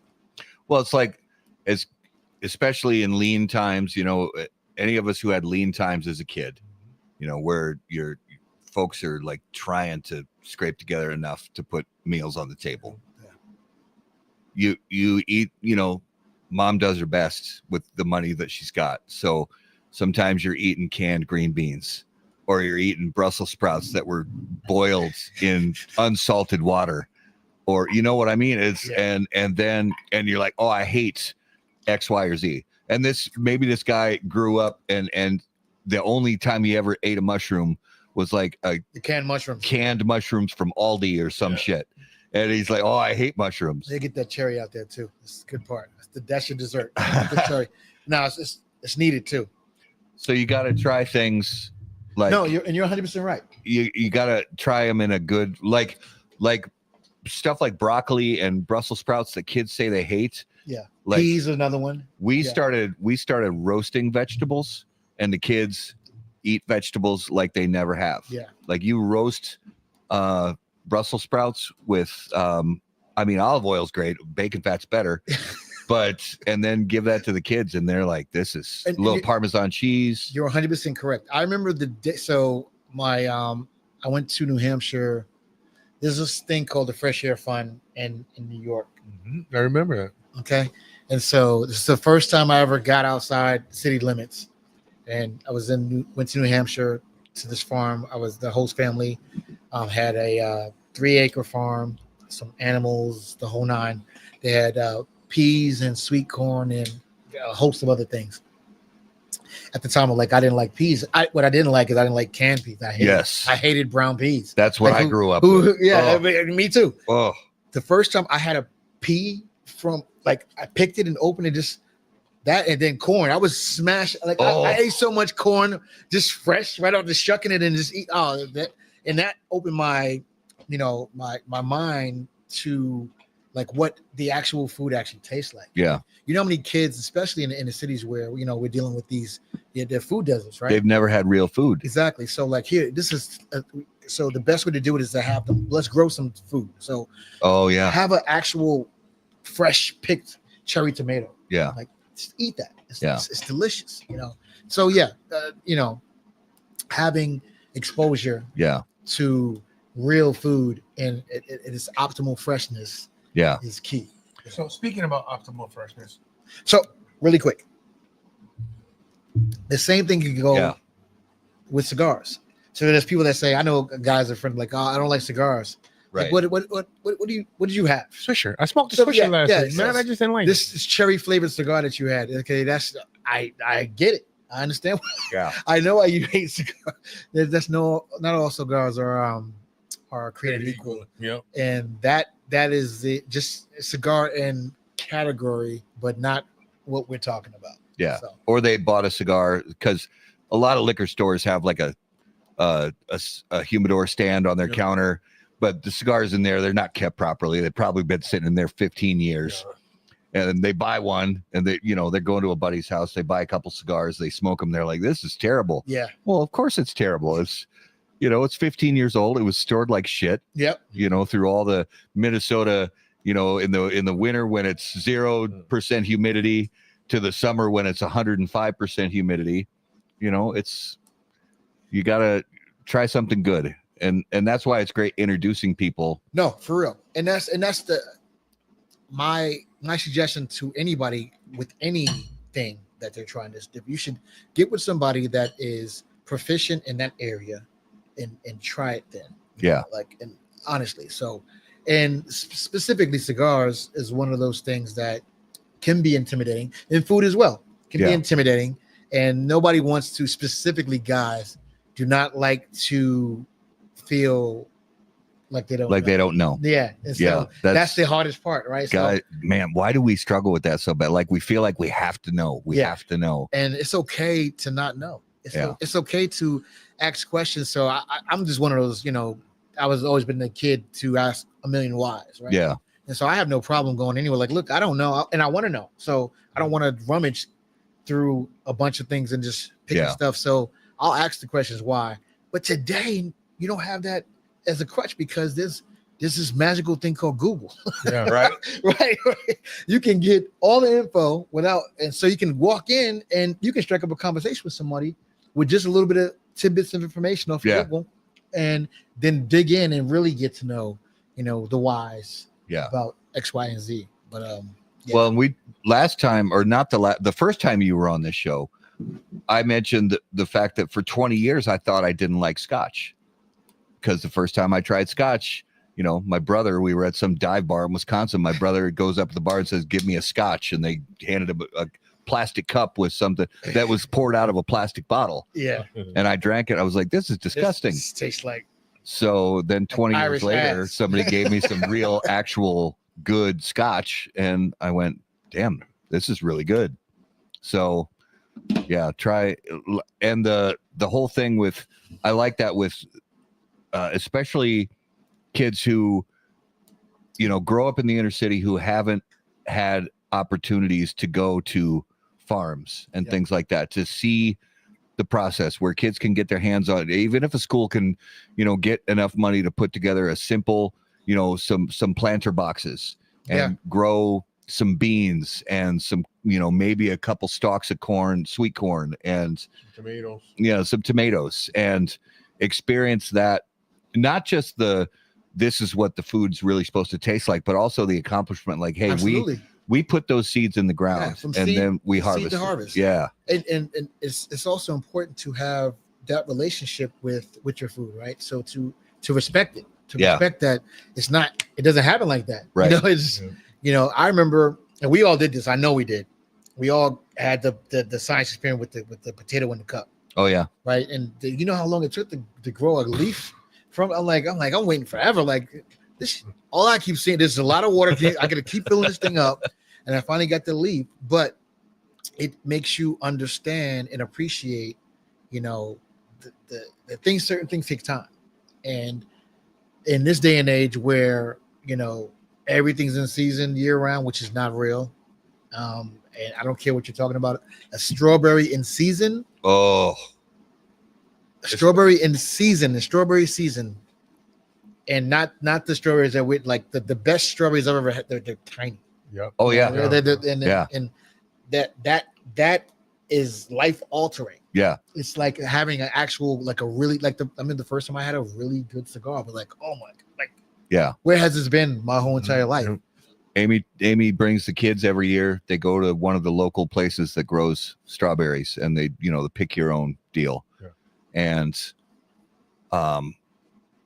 they're tiny, and you go to the grocery store, you get a pint of strawberries for like $8. They're huge, but they don't taste like anything. They literally, they taste a little sour. That's about it.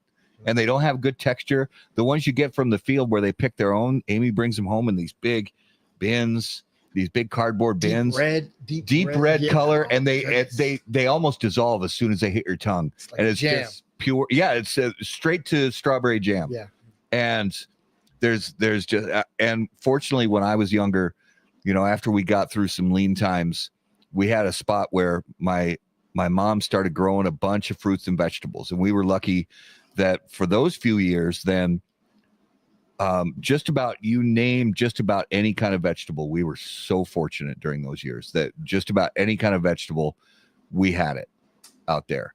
and we raised our own chickens, so we got our own eggs, our own fresh chickens. That's phenomenal right there. Yeah. And we have Eggs. folks right up the road that raise lambs and sheep, so we barter, could get, barter system. and it's like, oh, we'll get you some eggs and you give us some lamb, and it was the best. That is where the world is should be going. Yeah. So like the fact that people just have to have that type of relationship with their food. Yeah. And so not everybody. Let's just put it in perspective. Not everyone is going to have a plot of land or land that opportunity. Exactly, an opportunity to do that. But specifically for kids that are in food deserts, and I think which is why another reason why this film was so important for me to make, because here's the deal, and it will push me in the way to do this film the way I did it. I go to a lot of farmers markets all over the country. The average age of the farmer, they're getting up there. And typically, and this film highlighted that, typically farming is a generational thing. These next kids in line, they want nothing to do with it. Right. Farming is not sexy. They don't want Farming is not sexy. It's hard work, and it's also not on TikTok. Yeah. So therefore, if the next in line does not do it, who's going to do it? Yeah. Yeah. The government's going to do it. Oh yeah, and they'll do it worse. And they're going to, and it'll cost more. It's going to cost more. It's going to be GMO. Exactly. Yeah. It's going to be GMO. Everything. So like even down to, if I tell you what, I give everyone out there a little scavenger hunt. If you can bring me a bag of grapes with seeds in it, I will gladly give you $100 bill. A crisp one. Yeah. Because we haven't seen grapes with unless you in this country. Abroad, everywhere has. I saw it yesterday when I went to the store. I saw seedless mandarin oranges. What the? Okay. How do you do that without hybridizing the fuck out of it? Reproduction gene and the actual. That's right. Yeah. And so you're making sterile components, just like they did with bananas and seedless watermelon and everything else. Yeah. And it's all GMO. It's all GMO. So, and then you can't repopulate. They have to reseed. You have to reseed over and over again, so it keeps people from. So it can't naturally repopulate. No. And it's done that way purposely. No. Because so that nature can't repollinate, and also so you have to go back to them to buy it. And the people can't like any pharmaceutical, just like anything else. Absolutely. Okay. If you had right now, if we took a handful of watermelon seeds and germinated them, we can grow watermelons in this garage. Yeah. Mm-hmm. Yeah. In a bucket. Yeah. We save seeds from everything with our garden at home. She's constantly saving seeds from everything. Regrows them every year. It's like, And that is the so if we get to a point to where we literally cannot grow food because we don't have the seeds. Yeah. So they're slowly but surely controlling the food. If you control the food, you control the people. We don't have the seeds. We can't, because the only people who own the seeds would be Monsanto and the government. Yes. Yeah. And that's where we're going.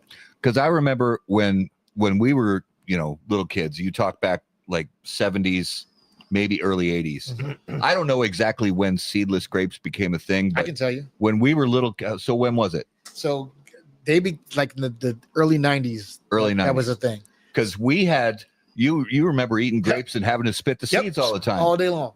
And then, there were families that's like seedless grapes come out, but they're more expensive. Yep. And some families are like, we're not going to pay the extra, $3 or whatever it costs. We can't afford the extra $3 for convenience. And it wasn't. So here's the thing. Anybody who's ever had a seeded grape, they taste completely different. Oh yeah. It's like cooking meat on the bone or off the bone. Yeah. Completely different. Yeah. Meat cooked on the bone tastes way better. Yeah. It just does. So, and it's just insane. I was going to get the question I was going to ask earlier. So there's a movement going around that it's better to get frozen vegetables now than actually getting them from the grocery store. Yes. because it doesn't have all the pesticides and everything else. If you're going to mass superstore fruits and vegetables, and the reason is for two reasons. One, it doesn't have all those pesticides and everything on it. It's also picked at the height of freshness and then flash frozen. Yep. So, which is the reason, like year round, if you get like frozen corn, or a good one is berries. So like frozen raspberries taste better than the berries that we get in the store year round. Now during raspberry season, whole different thing. Yeah. But yeah, it's just knowledge is power, man. So the average consumer is not savvy enough to understand that, December raspberries are not from anywhere in this country. Yeah. They're coming from abroad. They're Mexico, right? Or 9 times out of 10, those raspberries were picked before they were ripe and ripened, in a factory. Yes. With gases. Right? Yeah, with gases and ethanol and all these different things. Yeah. And another great one. So, and Justin touched on this. Bananas, when we were kids, bananas had visible seeds. Yes. Yeah. Visible seeds. So the bananas that you see in the store, the big hunking yellow ones, they're not the original banana. Yeah. The original banana is not even around anymore, is it? You can get it. So the Budo banana, they're little tiny ones, and they are already brown, and they have seeds in them, but they taste like banana candy. Like they are.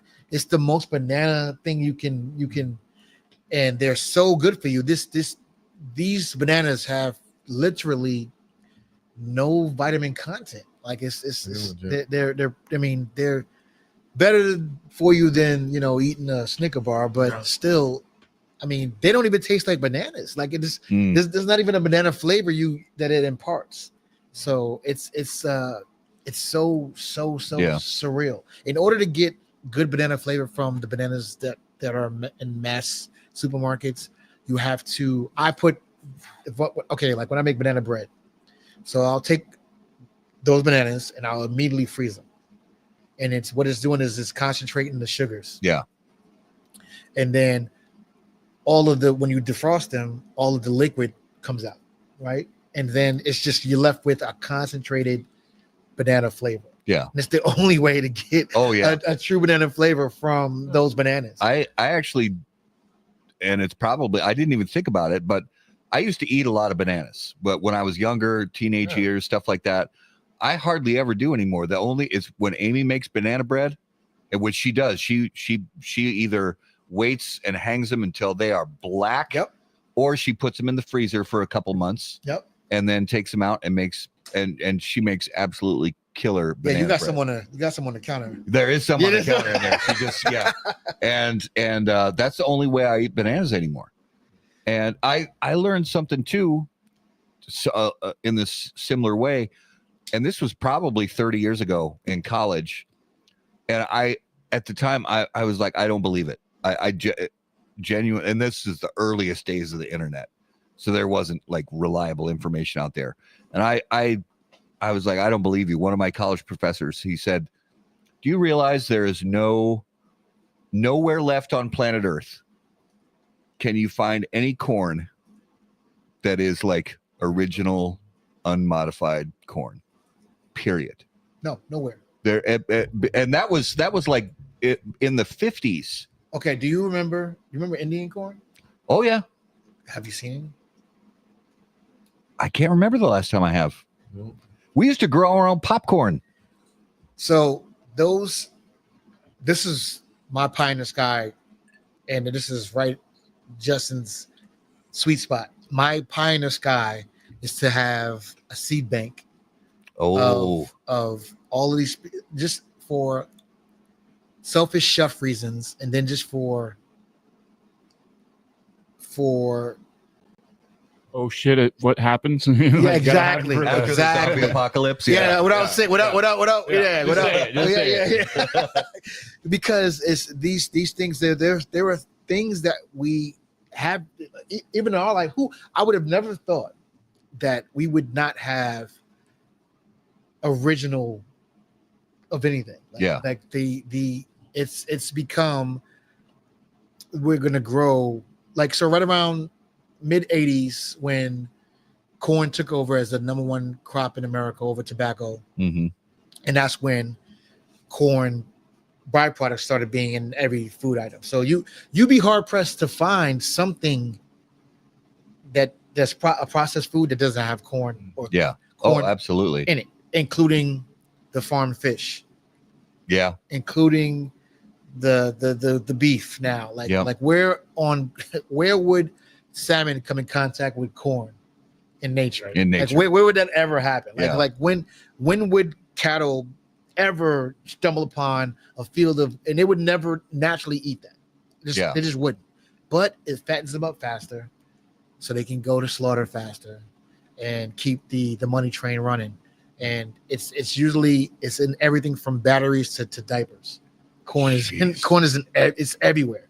Oh, and so I have a friend of mine that is allergic to corn, and so I mean he has to be very, very, very intentional about where he eats because it's in everything, from gas to it's everywhere. Ethanol is, corn products are everywhere.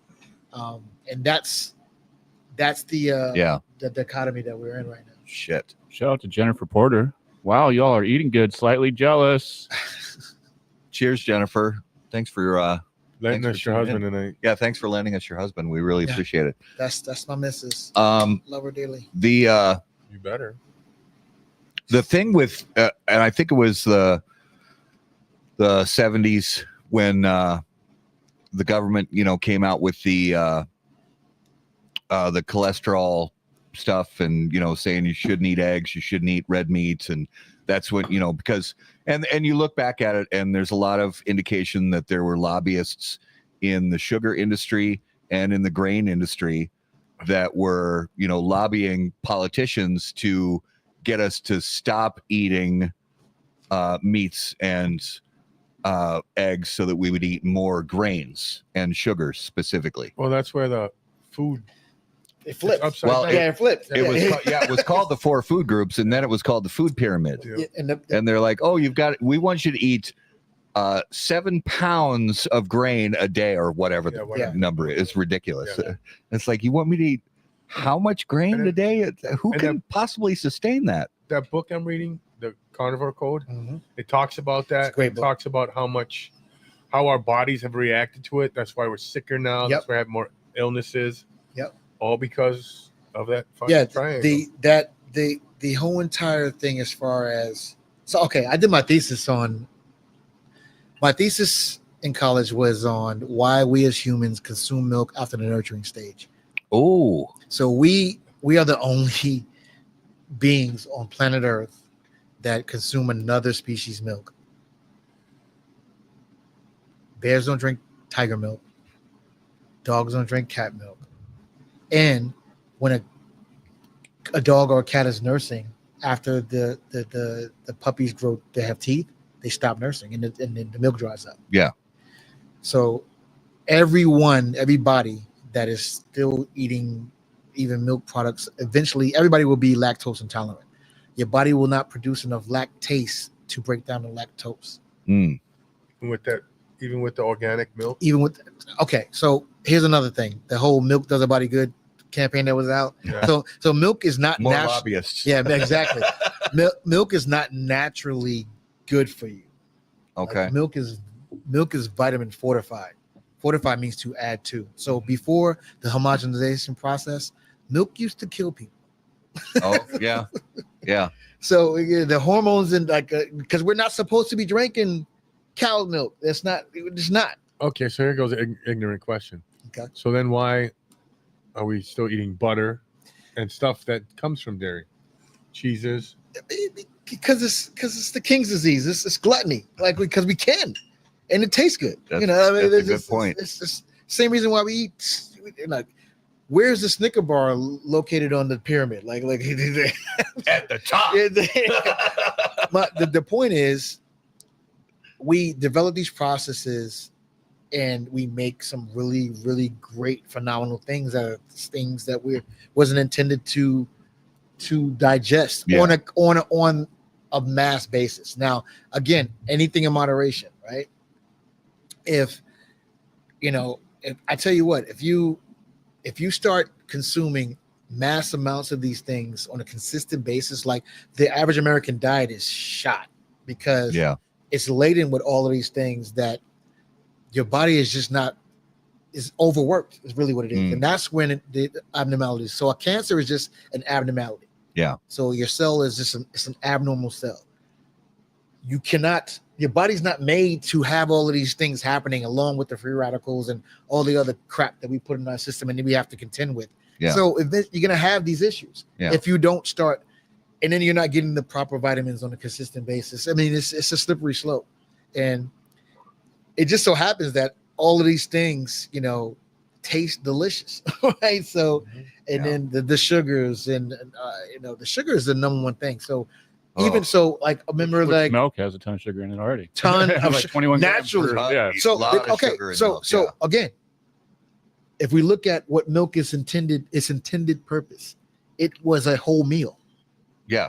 It's intended to be for developing all of your nutrition. Yeah. Like, so we're eating all of the nutrition on top of right in a composed, you know, it's insane. So that's just an additive we're using as an ingredient. We're using a full, so it's like taking your steak meal and dumping 2 scoops of protein powder on top of it. Oh, you know, like think about it, like they really think about it in its true essence. We're not treating it as it's a complete meal itself, where it's an additive into other things. So how do you feel about then another thing we're doing this diet and working out again? I have my protein shakes with milk, with whole milk. It tastes better. It does. That does taste better than water, but is that okay with only having 1 glass a day? Or here's the deal. So does milk have benefits? Yes, it has benefits. There's also some drawbacks. And again, everybody has some type of sensitivity one way or another, or will, with the milk at some point in time. Again, my adage is moderation. Like I've never been like just a milk drinker. I've never been that guy. Now you should so happen to throw some cereal in that bitch, or make it ice cream, and we got a deal, you know, or some butter. Milk. Oh yeah. So I mean, you know, that's for me. But it does something to me. Like I've always had, and I'm not lactose intolerant, but like I would prefer to eat a shit ton of cheese. I love cheese. Yeah. I mean, from the kind of from where you're coming from, and I really am aligning a lot with what you're saying about dairy specifically, is that in a way once we reach adulthood, we're all lactose intolerant. Yeah. To a certain extent. And there are some that are super, like they literally can't have a drop of milk, or they'll be on the toilet for 5 hours or whatever. But for me, my Achilles heel, it's always been sugar, desserts, cookies, pies, cakes, you know, sugary cereals, whatever. It's that is my like Everest. Is keeping my fat ass away from the Willy Wallabies. Willy Wallabies and fucking. Oh, they're so good. I don't want you to start. You can't stop. Oh my goodness! Like who's ever opened a bag and not eaten? Yeah. Finish the whole. Oh yeah, and then you start. Okay, so now then you start mixing the flavors. Oh, so like blueberry, lemon. The lemon's phenomenal. Yeah. The cinnamon though. So if you take the cinnamon, I eat those in the middle of the night, like when I go to the bathroom, like just like just in the middle of the night. Oh, it's insane. And so the problem is too also, so like remember the whole, like, I believe it was like the mid to late 80s, the fat-free craze. Oh yeah. Okay, so in order to make stuff that was fat-free taste good, it tons of sugar. Yep.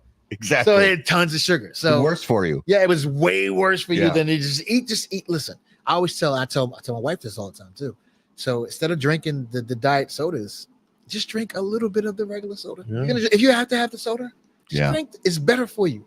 Yeah. It just is. All of those chemicals and all those things, it's just not great for you. And the same time, the craze of the fat-free that they pumped up the sugar on that was the same time frame where the government was saying, don't eat eggs and don't eat meat. Yeah. So then all anybody is eating is, it's the frozen yogurt craze of like the late 80s, early 90s. Yeah. It's fat-free. TCBY. It's fat-free and it's 60 grams of sugar per serving or whatever the hell. No, you're probably spot on. And the same breath, the government's like, stay away from that steak. Yeah. Stay away from those eggs. Those eggs will kill you. Yeah. But now you can't even find a dozen eggs. Yeah, now eggs are $7 a dozen. So this happened before. That's right. So this is nothing new. So history is great. Like, because if you just pay attention, there was a point in time where, okay, so then let's use our big brains. How can there be an egg shortage if there's not a chicken shortage? Bird flu. Stop it. Well, so I don't know. I don't know if this is true, but I did hear that not like super recently, but COVID sometime. No, I heard that sometime, but everything on the internet's true, right? Yeah. No, but I heard that sometime in like late summer 2024, the government, the FDA or somebody, Department of Agriculture, killed like 600,000 egg-laying chickens in the U.S. because of a suspected bird flu outbreak or something, and that's what it took this many months for it to drop. But it could be complete bullshit. That happened, but here's the other thing. Anybody ever seen trading places? Oh, yep. Love that. Okay, remember the commodities? Oh yeah, trading commodities. Okay, this is what we're dealing with. Okay, remember 3 years ago, there was a chicken wing shortage. Oh yeah. I remember that. Yeah, but there was no chicken shortage. I'm like, how does the chicken wing shortage, but not a chicken shortage? Like, everybody's seen a chicken before, right? It's two wings. Two of everything. Two of everything. Like, stop playing these mind games. Like anybody, I think it goes back to what you were talking about earlier. Is them controlling us? Exactly. It's all about the control. It's steering. They're controlling the narrative.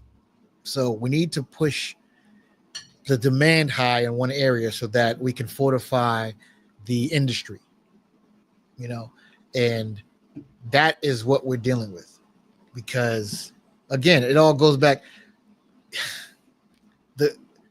Even corns and all the chickens too. So we're getting that shit. It's everywhere. There's no, you can't run from it. It's everywhere. And unless you, when you were a kid, unless you have some chickens in the backyard, mm-hmm. and you have a plot of land, you're growing some fruits and vegetables, you are subjected to dealing with what you're being given, because we're not controlling anything. Yeah. And that is unfortunately where we're at. And then as a chef, it is imperative to me I want to have everything in my pantry that there's allowed. Yeah. So, and if you get outside of this country, you see the abundance and the quality of everything is just way different.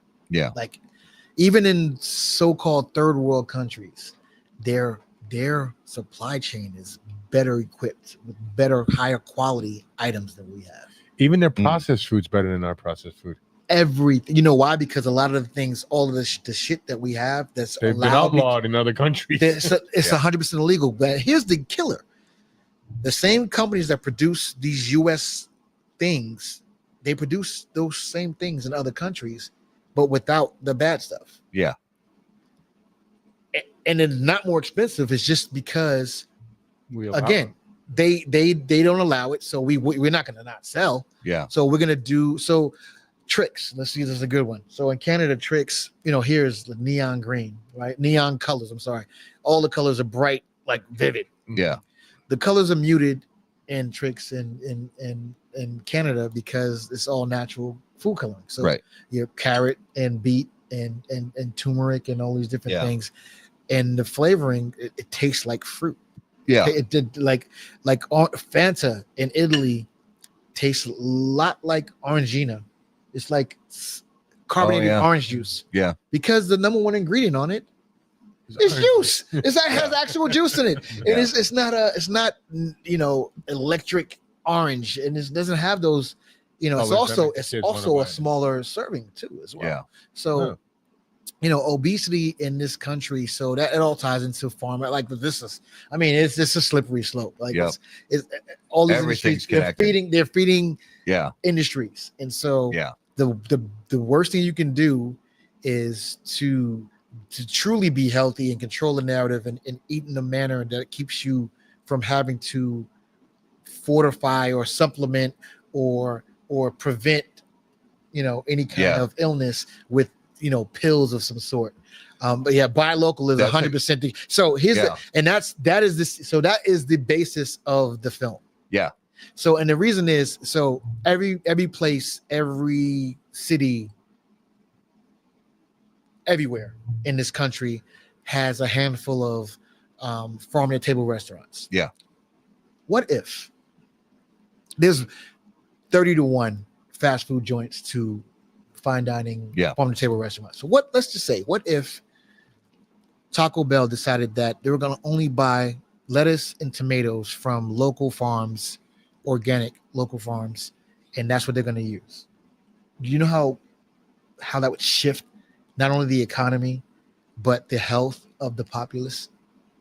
Like by a landslide. I agree with you. They They don't want that, because then you got people on pharmaceuticals, and then you got people on all these other stuffs and like illnesses that we never had, all because of the food that we're giving to people just to keep the rotating doors going in and out. Absolutely. But also the other, so I'll play devil's advocate. The other side, or not the other side, but then you'd have some people who would say, okay, so then that Taco Bell is going to only buy local. Then that taco is going to cost $19. No, it shouldn't. You know why? Because Taco Bell has the buying power. Like they have the buying power. So there's not a farmer anywhere that would say, I'll grow specifically for Taco Bell. Yeah. Specifically. Yeah. Exclusively for Taco Bell, and only the top notch stuff. That automatically brings the price down. Right. Because they're buying at such volume I agree. Yeah. That we can decrease the price. Right. And offer a way better product for less cost. Yes. Remember, when we were kids, everything was organic. Yeah. There was no such thing as labeled organic. Everything was organic. I've always organic means literally not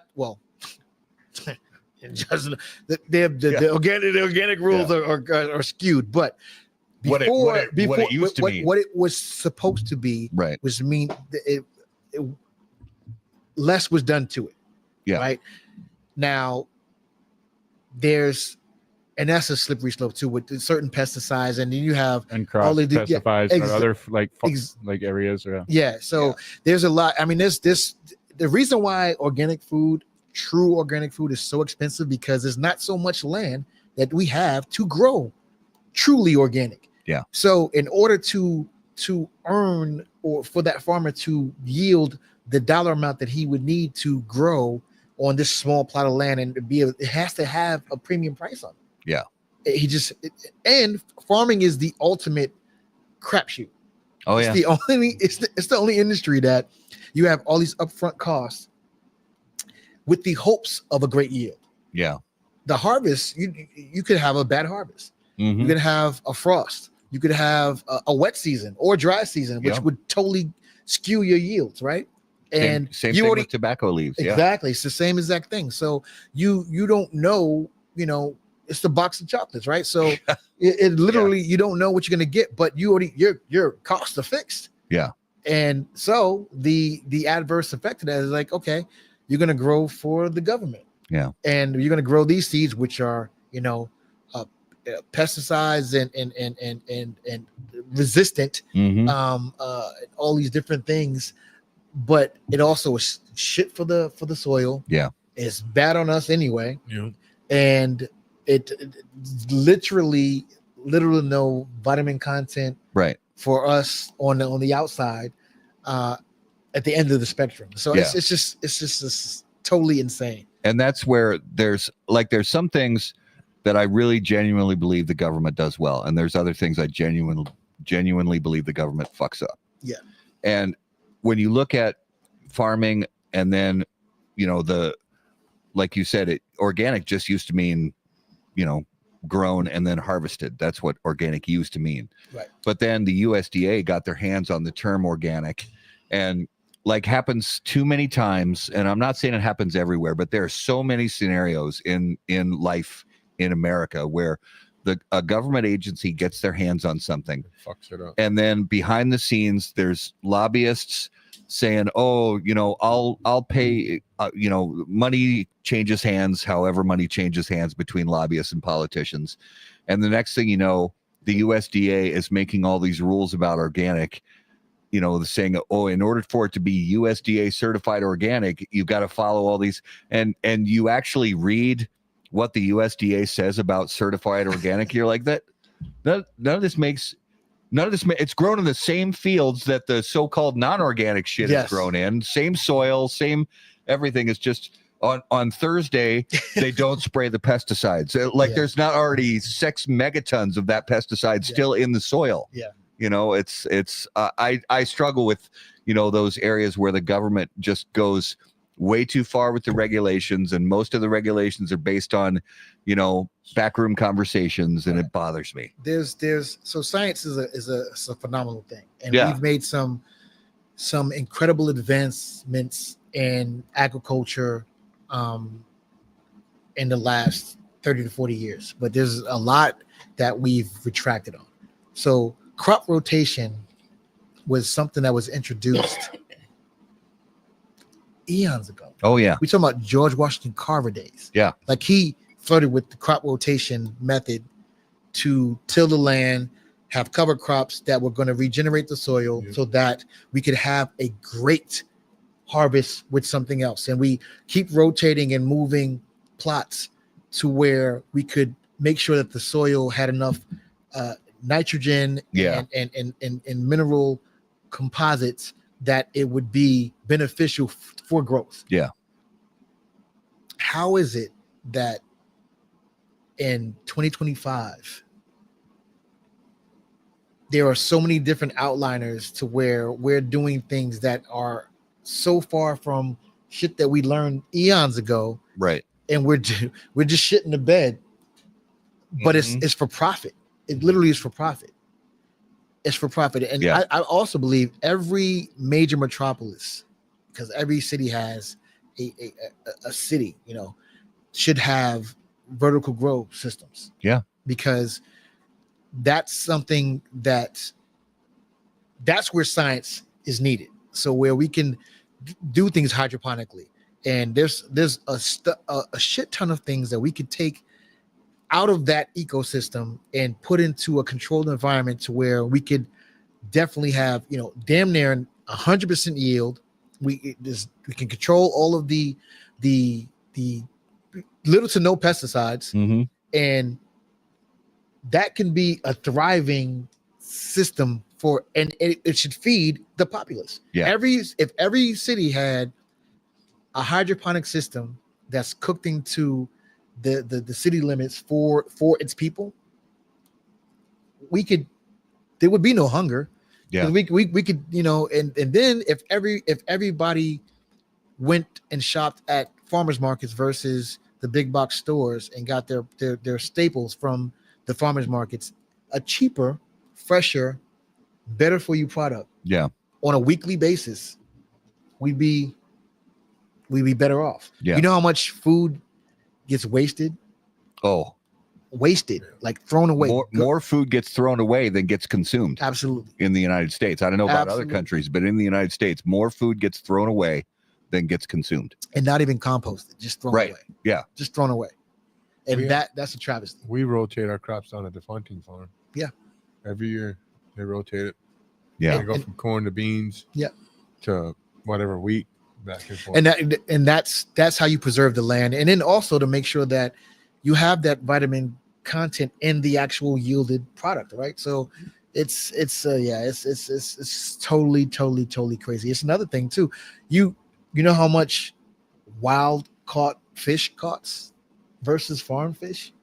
It's insane. Like if you get some wild Oh, yeah. salmon. Yes. Yeah, you gotta, because in especially in landlocked areas like where we are, you know, if you want truly fresh salmon specifically, there, I mean, for a lot of us, just about, unless you know somebody, just about the only game in town is Costco. Yeah. And you can get fish at Costco that literally was harvested, caught yesterday. And you find the wild caught at Costco doesn't have the wild caught very often. Yes. But when they do, it looks completely different Oh, the color than the farm raised. And it costs, now it doesn't cost twice as much. It costs 3 times as much Easily. for the wild caught stuff. And there's not a lot of it anyway. Right. So I bought some wild salmon today, and it was fucking expensive. Yeah. I gotta connect.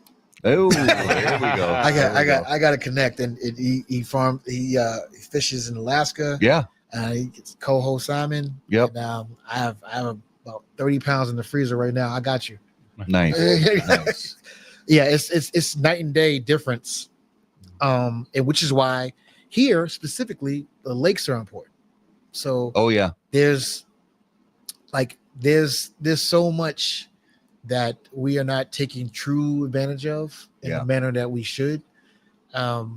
We have literally everything here to sustain us. Just think about if we went back to really utilizing the land for its intended purposes in the correct manner, and did all the things in the right way. Yeah. To really honor not only the end result, but the land and the waters, and took care of all of it so that we can, protect it for the next generations to come. And we'd be eating better too. And if you've had farm fish and you had wild caught fish, it's light years different. Yeah. It's light years different. So this is grass fed prime beef that we have today. And you could there was no way. Yeah. And then that was American Wagyu tallow that was there. So this, and the sad thing is that it costs a premium to do that. Right. And the average family cannot do that. Average family cannot afford to eat. Well, because if they're at Walmart, if that's where they do their grocery shopping, and they see a chuck roast, for $3.99 a pound, which actually by today's standards that's a little cheap. Yeah. But if they see a select grade chuck roast for $6.99 a pound, that's what they have to go for. They're not going to spring for the $12.99 a pound or $18.99 a pound for the prime grade stuff. Right. And it's all 100%, especially the select grade stuff. It's all 100% corn fed, tons of hormones and other stuff, that the cattle are treated with. Yeah.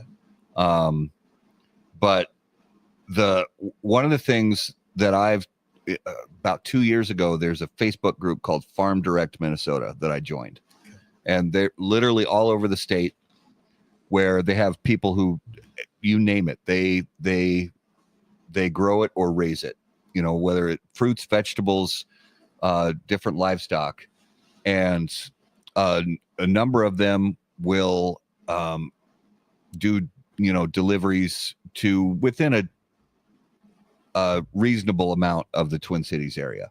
Okay. If you drive north to North Branch, which is only probably another 20 minutes north of here, you can get true grass-fed farm, like small farm-raised beef. You can get lamb that's insanely high quality. And so I think probably a lot of communities or a lot of states out there probably have their own Facebook groups for farm direct growers or small producers. I gotta join that one. It's a good one, and they have multiple times throughout the month they'll have different producers that'll say, all right, let a bunch of you get together and divvy up. We've got 6 cattle that are going to be ready for next month. Yeah. And everybody get together and divvy it up, and we'll cut it how you want it. Yep. and those are great producers out there. Yeah. So I encourage anybody, no matter where you're listening or watching, find a Facebook group that has local producers and local growers, because they are out there all over the place. Yep, 100%. And you're getting the best that your state has to offer. Yeah, and supporting small business and supporting small business and doing better for your families. Yeah. So Thomas is off Cape Cod, and he says he gets big fresh stuff. Oh, his fish must Cape be Cod, fresh. yeah, You know, yeah, the real thing. Yeah. right off. Yeah, that'd be great. Oh man. yeah, that's right. And that's another biodynamic farming. Yeah, absolutely. And if you're not allergic And to killing shellfish, so that's the huge one too. So that's a huge one. The pollinators. So oh yeah, so bee population still has not recovered over. Remember the whole thing, Save the Bees, that went on for like, I think it was 3-4 years ago. Yeah. So without bees, without the pollinators, we won't have a lot of things. So there won't be, like citrus, almonds. Yeah. There's tons of different things that we will not have. They'll just go away. And it's imperative that, and we can't, there's no other, they've tried. There's no artificial way to do the job that the pollinators do. Right. And so, because if there were, they would have figured it out already. to this day. So vanilla, okay, vanilla it's hand done. Like, oh really? Yeah.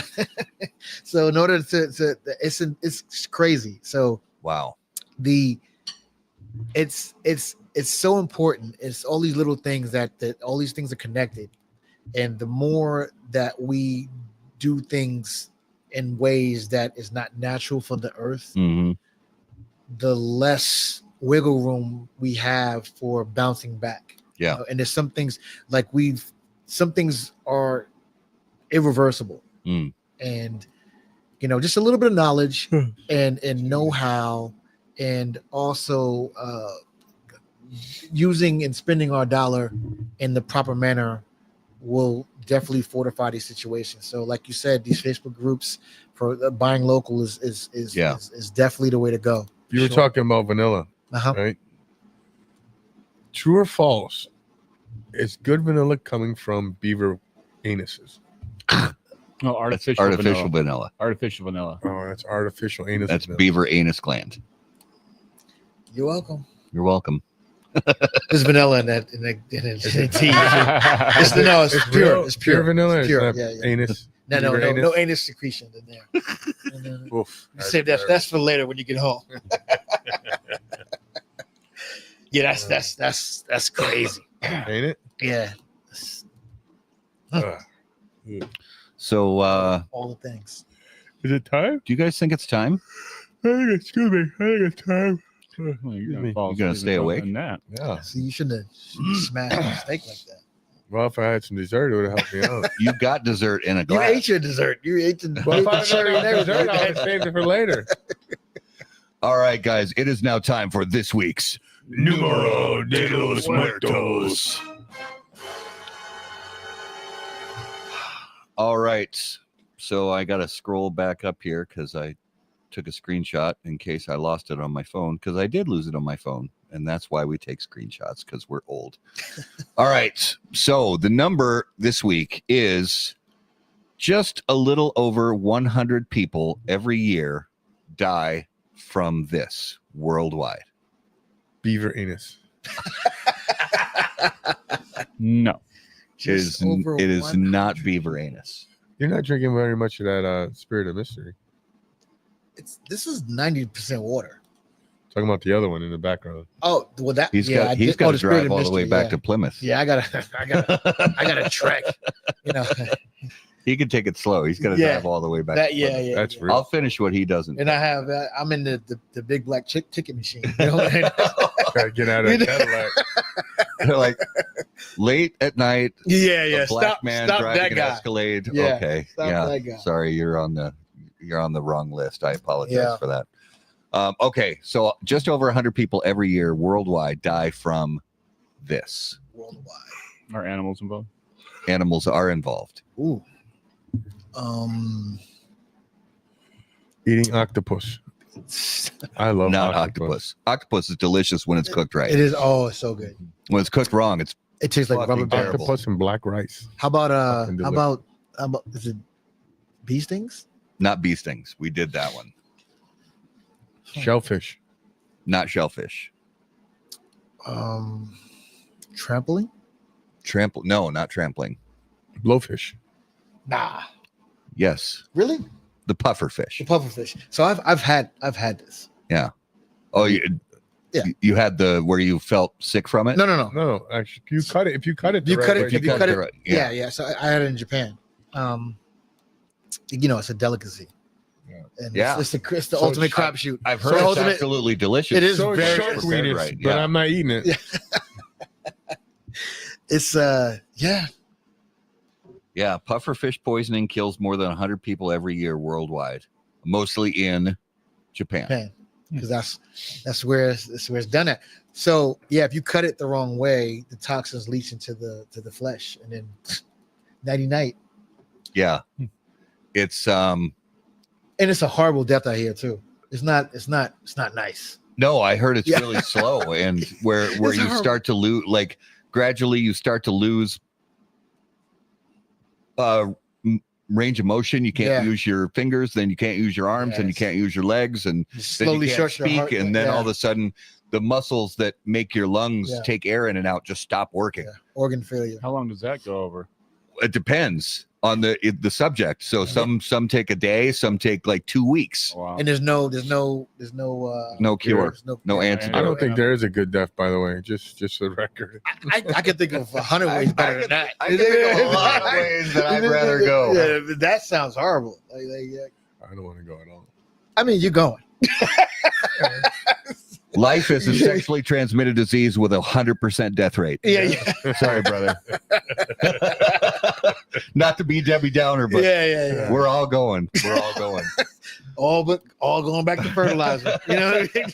That's it. We're going back into the soil. Somebody's going to, we'll be in a field somewhere turning into alfalfa sprouts. That's what's Now, going to happen. It's corn. just grind us Corn. up, grind us up and put us back in the soil. It's got dark really fast. Yes, Yeah, Jennifer. yeah. It got crop rotation. the Numero de los Muertos. Jen, that it gets really dark. Yeah. And weird. And we've been drinking. Don't listen to us. Just don't listen to us right now. So let's reveal. Well, that was That this. was- Oh, sorry. Thank you. That was this week's Numero de los Muertos. We lost. What were you going to add on there, Ed? You were No. gonna- Go ahead. Oh, okay. I'm good. We lost our dun. We did. I heard it. No, No. a guy that usually does. Yeah. Oh, He was here there. he was here. Yeah. He probably had to go to bed. Yeah. All right, so let's reveal this week's Spirit of Mystery, brought to us by Postani Cigars. This is going to be a tough one because there's like 8 trillion bourbons on the market. Yeah. It does You smell. get a clue other than the fact that it's small It batch? smells nice. It tastes good. It's affordable. I think it's low proof. 92. 92. I was. Yeah, you was right there. You was right there. Pretty It's affordable. affordable. $40-$50 a bottle, I think.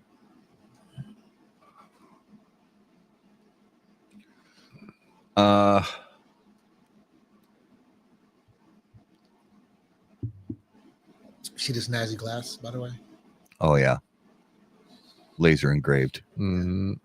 Uh, Our No. friend Steve Weber gave that to us. Knob Creek. Nope. No.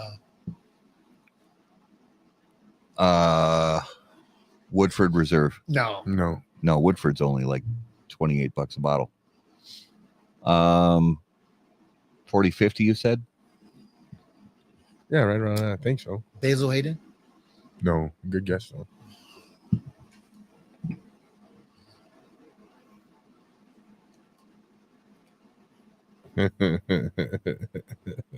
It's not an Old Forester product, is it?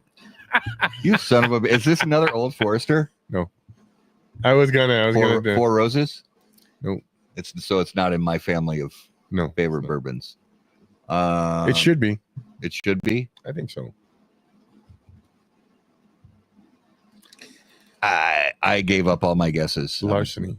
Larceny. Oh, larceny. Ah, So it's a little bit of wheated. yeah. It's got some wheat in the mash bill. Oh, Yeah. quite a bit actually. Okay, I haven't had larceny in a minute. This is good. Yeah, definitely a cocktail. Yeah, I'm not Whiskey. mad at it at all. I mean, neat. It's fine. Yeah. But it's not like if it's neat, I want it to be a little hotter Yeah, and a little it's more gonna blow your- complex. yeah. But it's good. And it had like on the rocks. This would So not all the guys, but a lot of the guys at Reds like that 90 proof, right around 90, 95. Oh yeah. A lot of the guys drink that Oh yeah. because they like that. And honestly, in the summer when it's 100 degrees, This is this with some lemonade, This go all day. Yeah. Yeah. This is good. Nice. Cheers, Larceny. Yeah. Cheers. All right. So the lightning round. You have been on the show a number of times, so you've had a lot of the old school lightning round questions. So I've got a list of 300 Questions. different ones. But did we do the fast food? I think we did. I was a guest when he did the last. All right. So do that one first. All right. Let's start with that one. What is the most underrated and overrated fast food out there? Underrated and overrated fast food. So underrated, I'm gonna say White Castle. Yes. All right. Yes.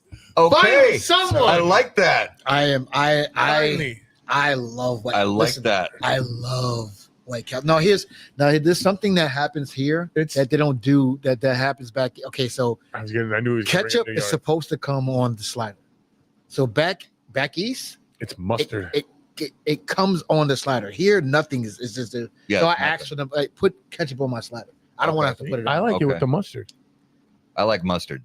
They That's don't me. put anything on the burgers here. They don't here. There's nothing. It's just grease, Well, which I like too. No, it's not grease. Also, Yes, it's that also steam. here, Oh no, oh that's healthier grease for you. Yeah, up here in these northern states, they don't put enough salt on the sliders. yeah. You go south like Indiana and south of there, they put enough salt on. Up here, they don't put enough salt on. You ever had Crystals? No. I haven't. Okay. I've heard great. So things. Crystals, it's put the mustard on. Okay. It's pretty much like a White Castle slider, but they have mustard on it. Oh, and then overrated, I'm going to say, Raising Cane's trash.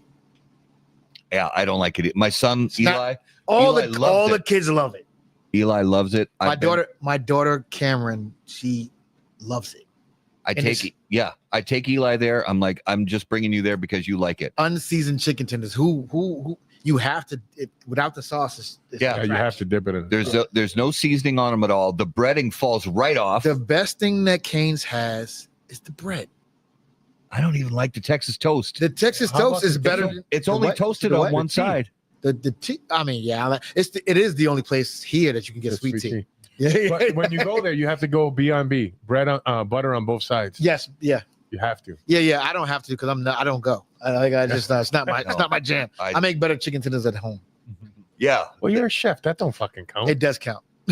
And my chicken tenders, No, I do Captain Crunch chicken tenders. You got that right, baby.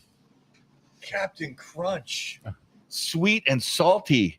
Oh, shut up. We'll do those. Oh. That'll be the next. Oh my A little bit of goodness. Oh my goodness. All right. You did the zombie one, right? Yeah. Do the sports one. We did this. I don't think he's done the sports one. All right. So choose one of the following. Okay. You could hit a home run as a starting pitcher. You could score a touchdown as a defensive lineman, or you could score a goal in a hockey game as the goalie. I scored a goal. Hockey? That is probably That's diamond. that's rare. that's super duper rare. Yeah. I love that Gustafson got one for the Wild this year. That's Still one of it's this. super, There has super to be rare. what is like maybe 10 or less guys have done it in the last 20 some odd years. I think in the history of the NHL, there's like only 20 something. Period. Actually, maybe it's less than just Yeah. under 20. Yeah. There's not very many. You would think it would happen more with empty netters. When the other team pulls their goalie. That's pretty much the only. That's the only time time it happens. That's the only is when and Gusty just got a perfect shot where he flipped it up and over everybody. Yeah. And it landed just past the center line and glided right in. These cigars, they go wonderful with this dinner tonight.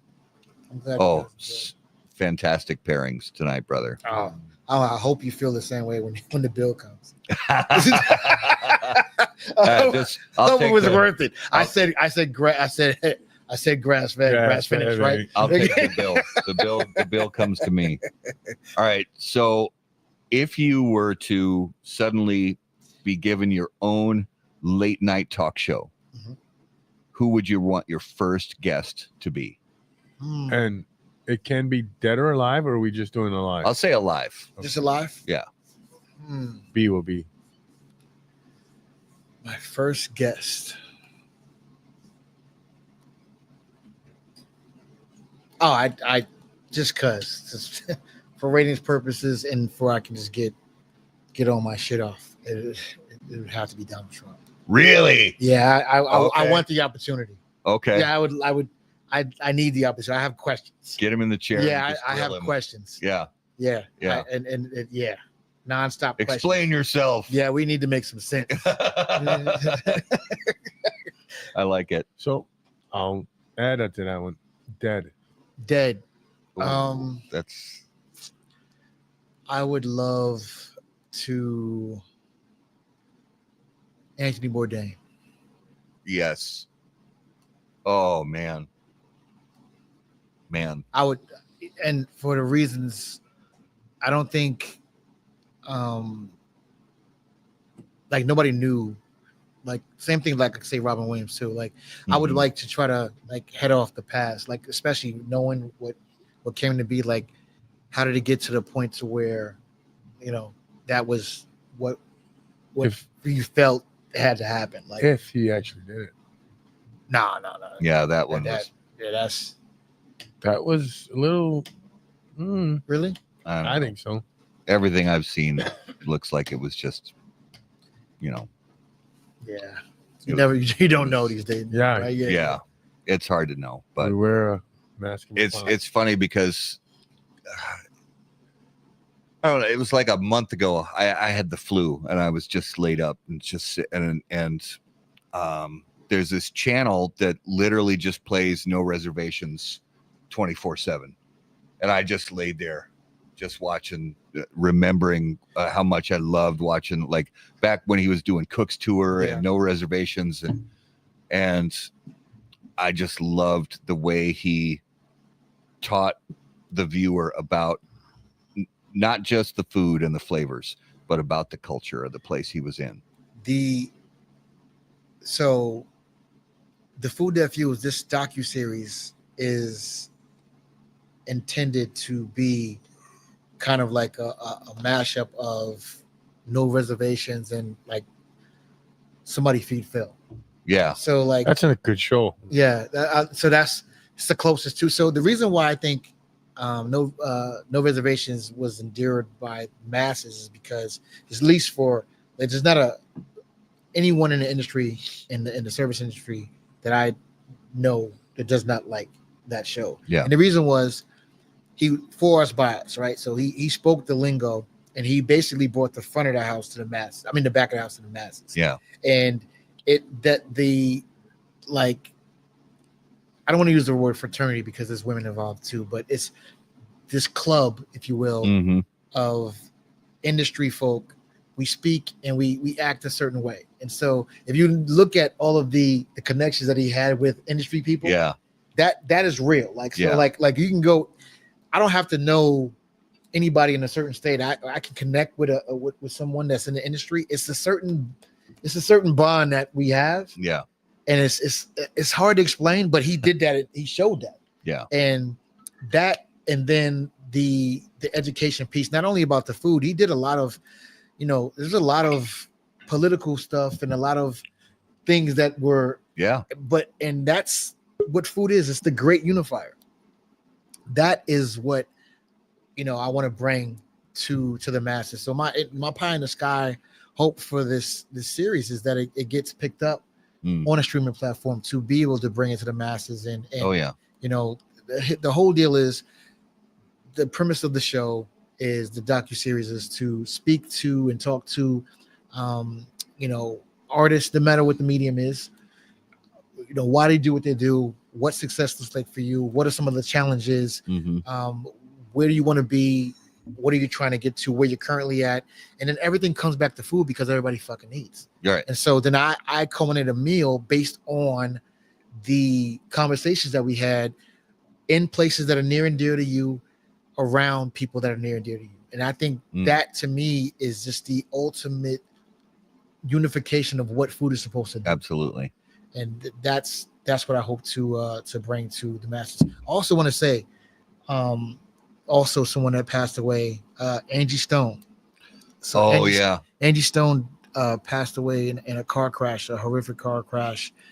And she, and a lot of people don't know this, she is very instrumental in music, but specifically hip hop. And a lot of people don't. So she was in a group called Sequence that was signed to Sugar Hill Records.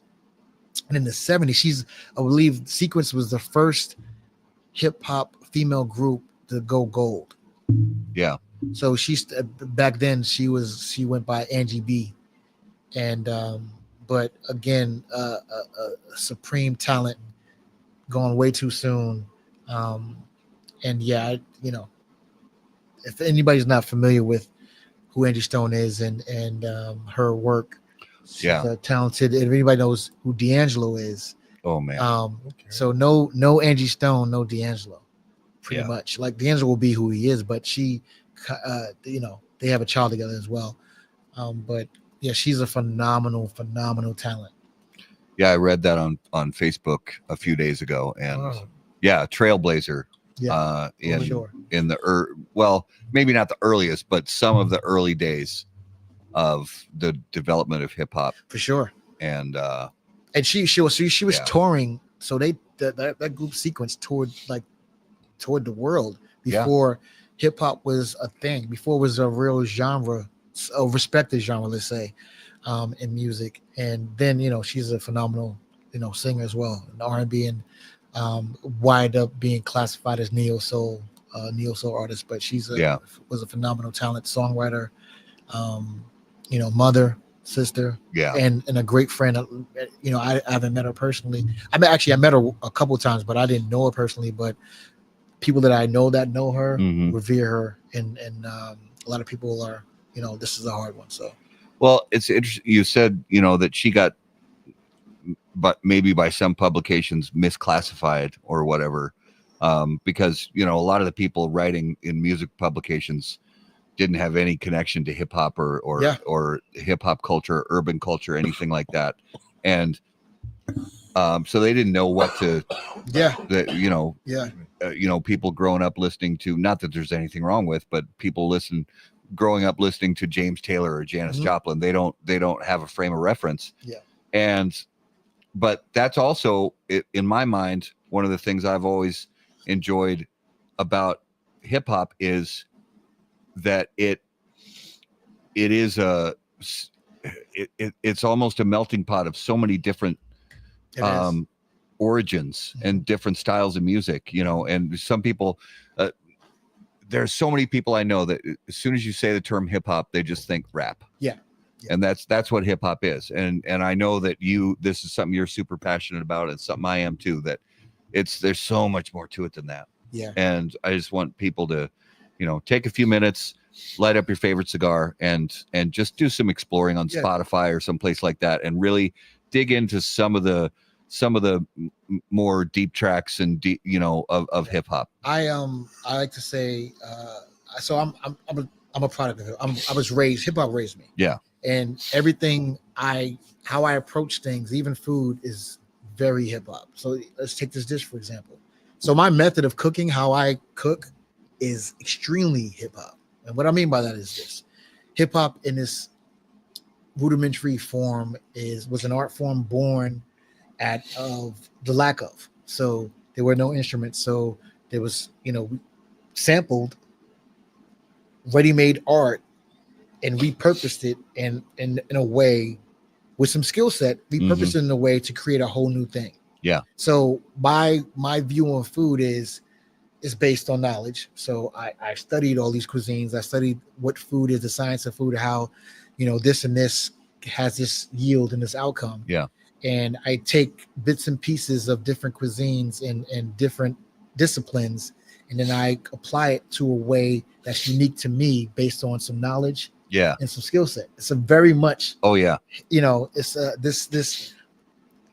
this my new approach to something that is, I didn't create a seared steak dish. I didn't create searing steak. I didn't, but the combinations that work in that manner, that's a complete, you've never had that before. Yeah. And you'll never have it again. No, but then that's my point. So I like how I even see food is very much hip hop in nature. Yeah. So saying that we'll never see this again. You've never cooked this meal before. No. So do you have the way you cooked it written down, or it's all in your head? I have it. I know it. Yeah. So have you ever thought about doing a cookbook? That's in the works. Oh, yeah, right. that's in the works. So my speaking of hip hop and just the ideology of it all. So again, I think music is a great unifier along with food, which is those. Again, I think there's three powerful forces on the planet: food, music, and unfortunately violence. Right. Mm-hmm. So everybody understands when they taste something that's very good to them. Everybody understands when they hear something that moves their soul, and unfortunately, everybody understands everybody knows they're punching them out. Everybody knows understand the left hook, right? So you don't have to speak the language; you know what it is.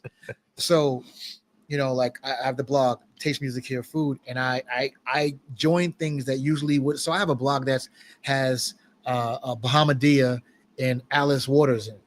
Yeah. And like the two people that they seem so vastly different, right? But they're connected in such a way that people don't even think about. Oh yeah. So the through lines between the genres are so, to me, is so evident, but unless you're eyes wide open, you'll gloss over them. And so there are more through lines and more connections than people really understand. And so I have a blast with it. So again, it was just my ode and my love letter to the two industries that gave me life. Yeah. So I know the first time you were on the show, we asked you about, favorite rappers, but I'm curious about favorite non-rap hip hop artists of all time. And obviously they're going to do collabs sometimes where somebody will do a verse, of rap, but just somebody who is more known for, melodies and harmonies, in the hip hop world. Yeah. I mean, I like when there's this kind of class of styles and genre bending. Yeah. I which is why like Run DMC's Walk This Way was such a huge, massive, which was such a massive smash because the rock influence on it.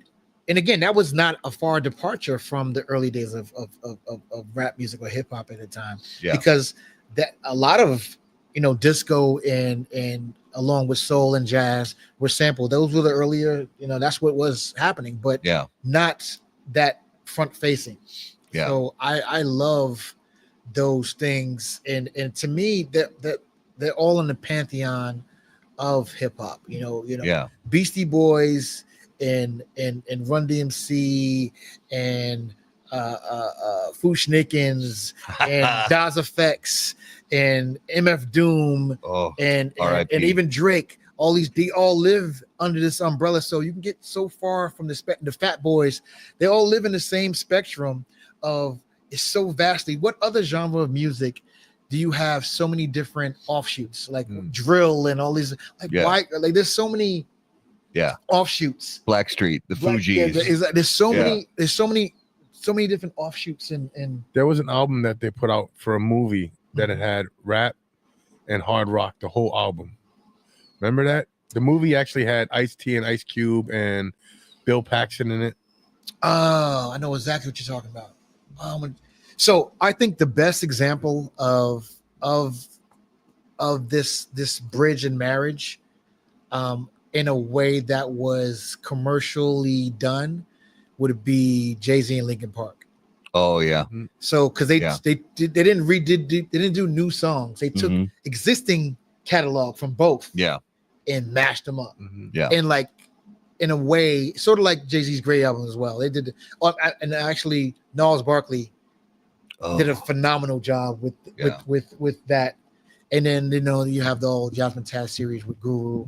But there's, I love that shit. I love when that happens, because it shows the range, right? And so I tell people all the time, like, it's such a vast genre. So everything from Vanilla Ice and you have to, dude had his moment. Like he had as far as impact, he had a massive impact. Now, does it have staying and lasting power? No, probably not. But I tell you what, if you put on the turtle dance, you put on that turtle, you played this. I don't care who you were at the time. Yeah, it had its time. Yeah, right. And then you go to like for MC Hammer, and then all the way to like the deep hardcore, Rhyme Sayers Collective. And so I remember me as a kid from the Bronx, when I first came in contact with like the Rhyme Sayers Collective and hieroglyphics and all these super deep, super hip hop crews, and just hearing what people were doing from other parts of the country. I loved it all, and I think that's what's exciting about hip hop, is that it's so inclusive and so vastly different depending on where the artist is physically and then mentally. Like you can get two completely different works of art from the same artist depending on mood, producer. Producer, can completely change. The sonics. In a way. So, and the people they collab with, that too. If they're different tracks, they're going to collab with somebody else, different instrumentations, different because a lot of you see this in hip hop and in sort of indie rock, even like guys like Peter Gabriel, they spent a lot of time in the Middle East or North Africa. You hear those sounds in their music. And the same was true with a lot of hip hop artists. Absolutely. Where you could see, this guy spent a lot of time in like Tunisia or something. And you're like, you can hear it in the music that they're doing. Like Mos Def is a great example of that. Yes. Mos Def is well traveled. You can hear it sonically. Like he's I'm looking forward to him and Alchemist, as they're doing something right now. So I can't wait for that to happen. But I just think that as a genre, it's such a departure from norm, because it's so vast. And then you get into those conversations about what is and what's not, what's hip hop, what's not. The Drake versus Kendrick and all of these. Listen, at the end of the day, there's a broad spectrum of classification, right? And certain things are going to appeal more to others than not, but it still falls under the umbrella. I just promote creativity. And I think the more venturing and discovery an artist does, the better for the genre. To be completely honest. So I think you need all of it in order to make it what it's going to be. All right. I got a question for you. For me? Yep. Do you know what freestyle is? And I'm not talking about the genre. The genre. Yeah, the genre. All right. Name a band.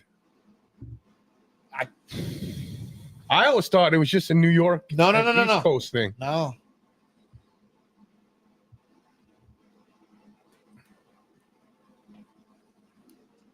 I don't know if I can. You can.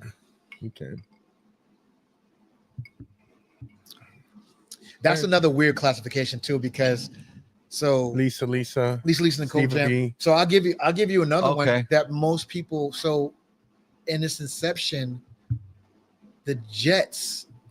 Oh, The Jets were yeah, kind of teetering on freestyle. yeah, And then they, you know, yeah. It went totally pop. yeah, then they went So- totally pop. So this one group I'm thinking of was Yeah. earlier than that. This was more early 80s. Atlantic Star. Okay, so Atlantic Star. I put them in that, maybe, I don't know, but it was like almost that breakdance music, you know, that where they had the synth voice and the robotic voice and all that, along with the great harmonies and beats and everything. There was a point in time during that period to where like Force MDs and there's a bunch of groups that didn't really have a genre. They kind of they did a unique, you know. Yeah. Like Freakazoid was one of my Yeah. favorite songs in the early 80s. Absolutely love that song. That like, yeah. There's one of my favorite groups growing up were the Ultramagnetic MCs. Yep. And the reason why, so Cool Keith, I saw a post yesterday. That dude done lost his mind. He's gone. But I mean, he's incredible. he's out there. He's in that MF Doom realm. Like I think they just vibrate on a higher plane. Yeah. Like so, he's been ahead of his time for 30 years. Yeah. Like and he like the stuff they were doing, like the masses, the heavy. If you was heavy into hip hop, you dug them, but it wasn't typical. Yeah. It never was. It was always atypical. Like everything they did was specifically Cool Keith. Yeah. Like he was. Yeah.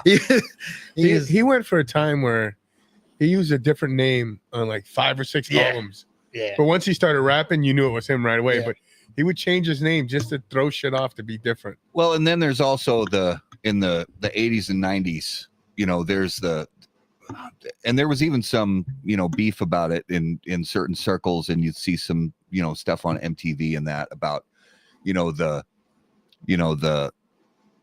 pop rap versus like the hardcore, you know, the gangster rap versus like MC Hammer or Kid and Play or Will Smith versus NWA or you know Onyx or Yeah. you know and So pop really truly means popular, right?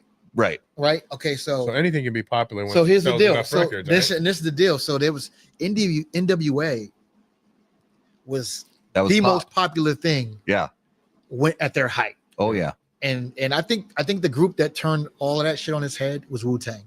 So Yeah. because Wu-Tang, the Wu-Tang Clan Forever. is unadulterated hip hop. Wu-Tang is gritty. for the children. Yes, it was definitely gritty. Yeah. And but it was undeniable. Like it just took like by a landslide. Oh yeah. Like took And how many groups had 8, 9? nobody had. How you split that check up? 2 cents for you, 2 listen, cents for you. That's why everybody had a solo album. That's why everybody like you like right. you gotta get out there and get your album out. Get You your know? money.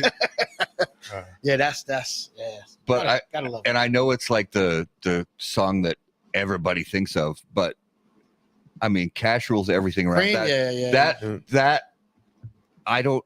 Even people who don't like hip hop at all, they hear that piano riff, They Yeah. know it. they know what that song is Yep. Yeah. right away, and that's some of those riffs where people, even if it's a genre of music that they claim they don't like, if they hear a riff and they're like, "Oh, I know what that song is," that's a song that goes beyond Yeah. genre, Yep. that just becomes part of the zeitgeist. Absolutely. You know? And I think every genre of music has those songs. Yes. Like there's some that just supersedes, Timeless. and so those Timeless. have to be in its simple definition have to be pop Yes. because they're so popular that they supersede their genre. If you hear the opening guitar riff for Satisfaction by the Rolling Stones, Mhm. I don't even like the Rolling Stones, but you hear that guitar. Whoa. I don't like the Rolling Stones. I'm sorry, but I'm not sorry. But you hear that opening guitar riff, and that's like an iconic opening riff to a song. Yeah. You hear that opening piano riff to Cream, you know what that song is. You hear those first couple notes of Purple Rain. You know what or you hear the first couple notes of Crazy by Patsy Cline. Yeah. If you were born in the US in the last, anywhere between 1970 and 2000, Yeah. you hear that opening riff of Crazy by Patsy Cline, you know what that song is, regardless of anything. True. And it's those in any genre of music, or you hear the first da da da da by Beethoven. Yeah. Everybody know it's like that's Beethoven's Fifth Symphony. It doesn't matter how much classical music you listen to. Yeah. That's what, and there's only a handful of those transcendent songs out there, and they cross boundaries, and somebody could go out there and probably has, or actually I know they have already taken that riff from Beethoven and make it a beat for a hip hop song, or take, or when people cross over and you got like guys like Tim McGraw and Nelly singing on the stage at the same time. Yeah. I think it's cool, and I hear people grumbling, oh, I don't want that. Let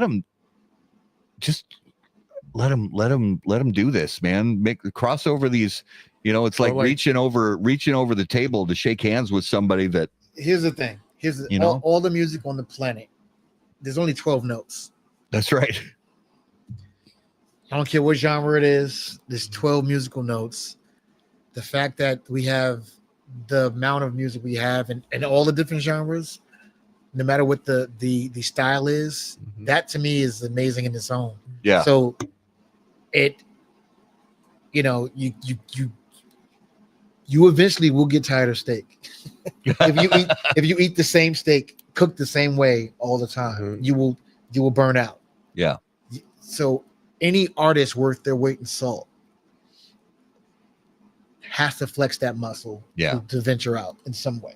Well, Beyonce did it, getting country year. But so here's the year. And so and she did it as a joke, right? That wasn't a stretch. So that it's not even a stretch. It's not even a stretch. So country is rooted in rhythm and blues. That's what R&B is. Like there's just a facet of that, and it's in its inception, as far as the core of it is rooted in. It's not even a far stretch. So, that to me is kudos to her for doing it, because it's one of those boundaries that haven't been like Shabuzi. It's probably easily one of the top songs of the last 2 years. He got snubbed in CMAs. Yeah. Snubbed.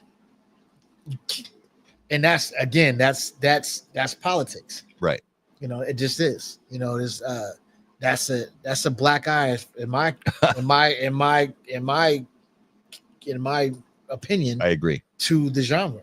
Yeah. Because if you're not clearly country. Yeah, he's country as fuck. Yeah, but he's from like Africa. Like yeah. No, he was born in no, I know, but either way, it's again, I don't see there's you're not and some let's take a great one. Whitney Houston's her biggest song is a country song. It's a country song. Her biggest song is a song that Dolly Parton wrote.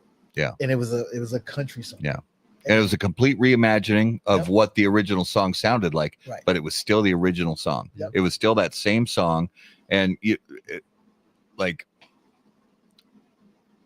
it's just like cigar blending, or, you give 12 different chefs the exact same ingredients. You give 12 different cigar blenders, same leaves. Yep. You give 12 different songwriters the same 4 chords. You're going to get different results. Yep. And are there going to be similarities between them? Of course, there'll be similarities, but every one of them is going to have their own spin, their own soul, their own foundation, their own take. Right. And that's what makes any form of art fascinating and interesting. And one of my favorite things to listen to is people who do interesting and thoughtful covers of other people's, just like Whitney Houston did with I Will Always Love You. Absolutely. There are some great groups out there today doing insane cover versions that don't sound anything like the original, but yet at the same, you're like, okay, the melody's the same. I recognize that melody, but it sounds, and I love when people just take the time to thoughtfully reimagine something that's already been out there. And it makes me excited to listen to it. You know what one of the funnest covers are? Is when Gore did Gin and Juice. I mean, it might not even been Gore, but they did Gin and Juice as a like folk song, right? Yeah. Bluegrass. Yeah. stuff. Yeah. It was fucking awesome. Yeah. And there's a series of albums out there called Pickin' On. So they do like bluegrass. So they'll do Pickin' On the classics, where they'll actually take classical music and make it bluegrass, or they'll do Pickin' On hip hop, where they do hip hop songs in the style of bluegrass, or Pickin' On Broadway, where they do but that or there's a group out there called Scary Pockets that does funk covers of popular songs from the last 40, 50 years, and even current ones. And anytime somebody is like takes a chance to take a beloved song, especially one that's been super popular, and completely tear it down to just the lyrics and the notes of the melody, and sometimes they'll even put different chord progressions behind it. And I think it's a blast. And I've had, fortunately, a couple experiences doing that myself, as in arranging and writing songs in the past. It's a blast to do. It's nerve-wracking and a kind of a pain in the ass, but if you get a good result at the end, it's just fun and just to experiment, just like with flavors of food. Absolutely. Put things together. You're like, I don't know if this is gonna. Hey, yeah. Sometimes the shit doesn't work, but sometimes it. Yeah. But when you hit one that does, oh, it's magic. It really is, and it's an ode to the original, and it's the ultimate form of paying homage. Yeah, exactly. Yeah. For sure. You're gonna use a big word. I'll just use it right. All right. So notable smokables. Notable smokables. Justin, starting with you. What was notable this week for you? I had the Esteban Carrera Chupacabra Maduro. Oh, I haven't had that in a long time. Good cigar though. Very nice. Raleigh, what's your notable this week? It was a good weekend of smoking cigars. Yeah. You're living the dream smoking in Puerto Rico. Yeah. It was. But the one that stood out is the Opus X, Opus Society.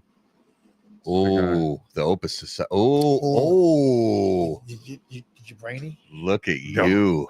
Oh. Very nice. I mean, there was a few good ones. Very nice. Weekend, but that was a standout. Nice. That was a standout for sure. Ed, did you smoke anything recently that stood out? I'm going with these two right here. Yeah. I smoked these this weekend. Yeah. And I am very happy. Well, so out of the two, he has his, I have mine. Mm-hmm. Which is your more favorite, or which is the one you prefer to smoke?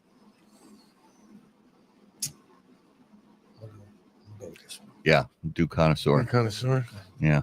So I and for a couple of reasons. One, I like the size of it. And it's just the ease of smoking. It's just, this is Mine is the Habano. Mm.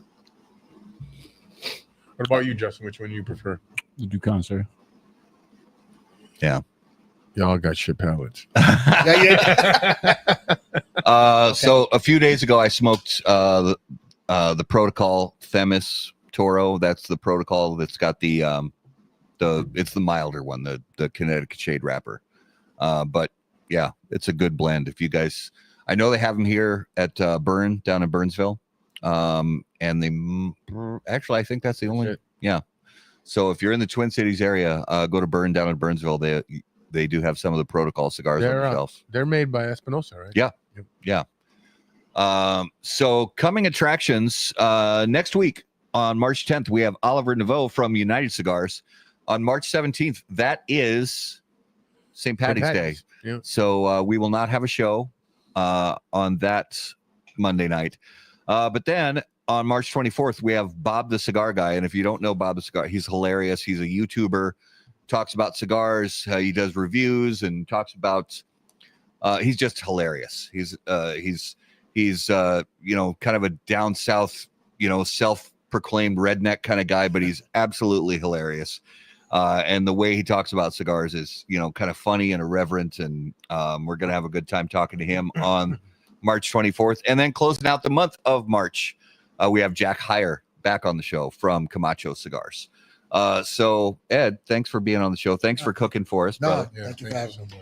If you would give our viewers and listeners kind of another idea, where is the best place for them to keep up with all the stuff and projects you have going on? Yeah, so on socials, I am official Ed Porter. Same with my website, official Ed Porter. For all things The Food That Fuels, there is the Food That Fuels movie.com. And then coming soon, like I said, the blog is turning into a pod. Yeah. Taste Music, Hear Food will be a podcast. So Taste Music, Hear Food podcast show coming soon. Love it. So yeah, catch me on all those things. And you should subscribe to the blog too. It's a weekly blog, comes out on Sundays. You can get that on my site. So officialedporter.com is a tab for blogs. Right when you log on to the site, subscribe. It's free, doesn't cost a dime, and you'll get updates for everything to come from there. Nice. Well, again, brother, thank you. We just appreciate having you on every time, learning from you and just sharing stories, and couldn't be more happy to and eating your fantastic food. So couldn't be more grateful to call you friend, and look forward to seeing you next time. Yes, sir. Thank you.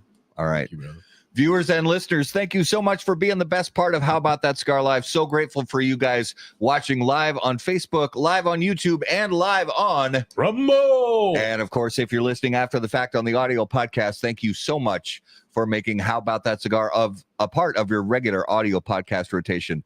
Of course, click on all the big, beautiful buttons, whether that's the like button, the follow button, the subscribe button. If it has to do with How About That Cigar, make sure you don't miss anything we have going on. If you have questions for us, you can email us on the website, howaboutthatcigar.com. Be sure to follow us on all your favorite social media platforms. You will find us at HBT Cigar. And of course, until we see you guys next time, burn cigars, Not bridges. Thanks, guys.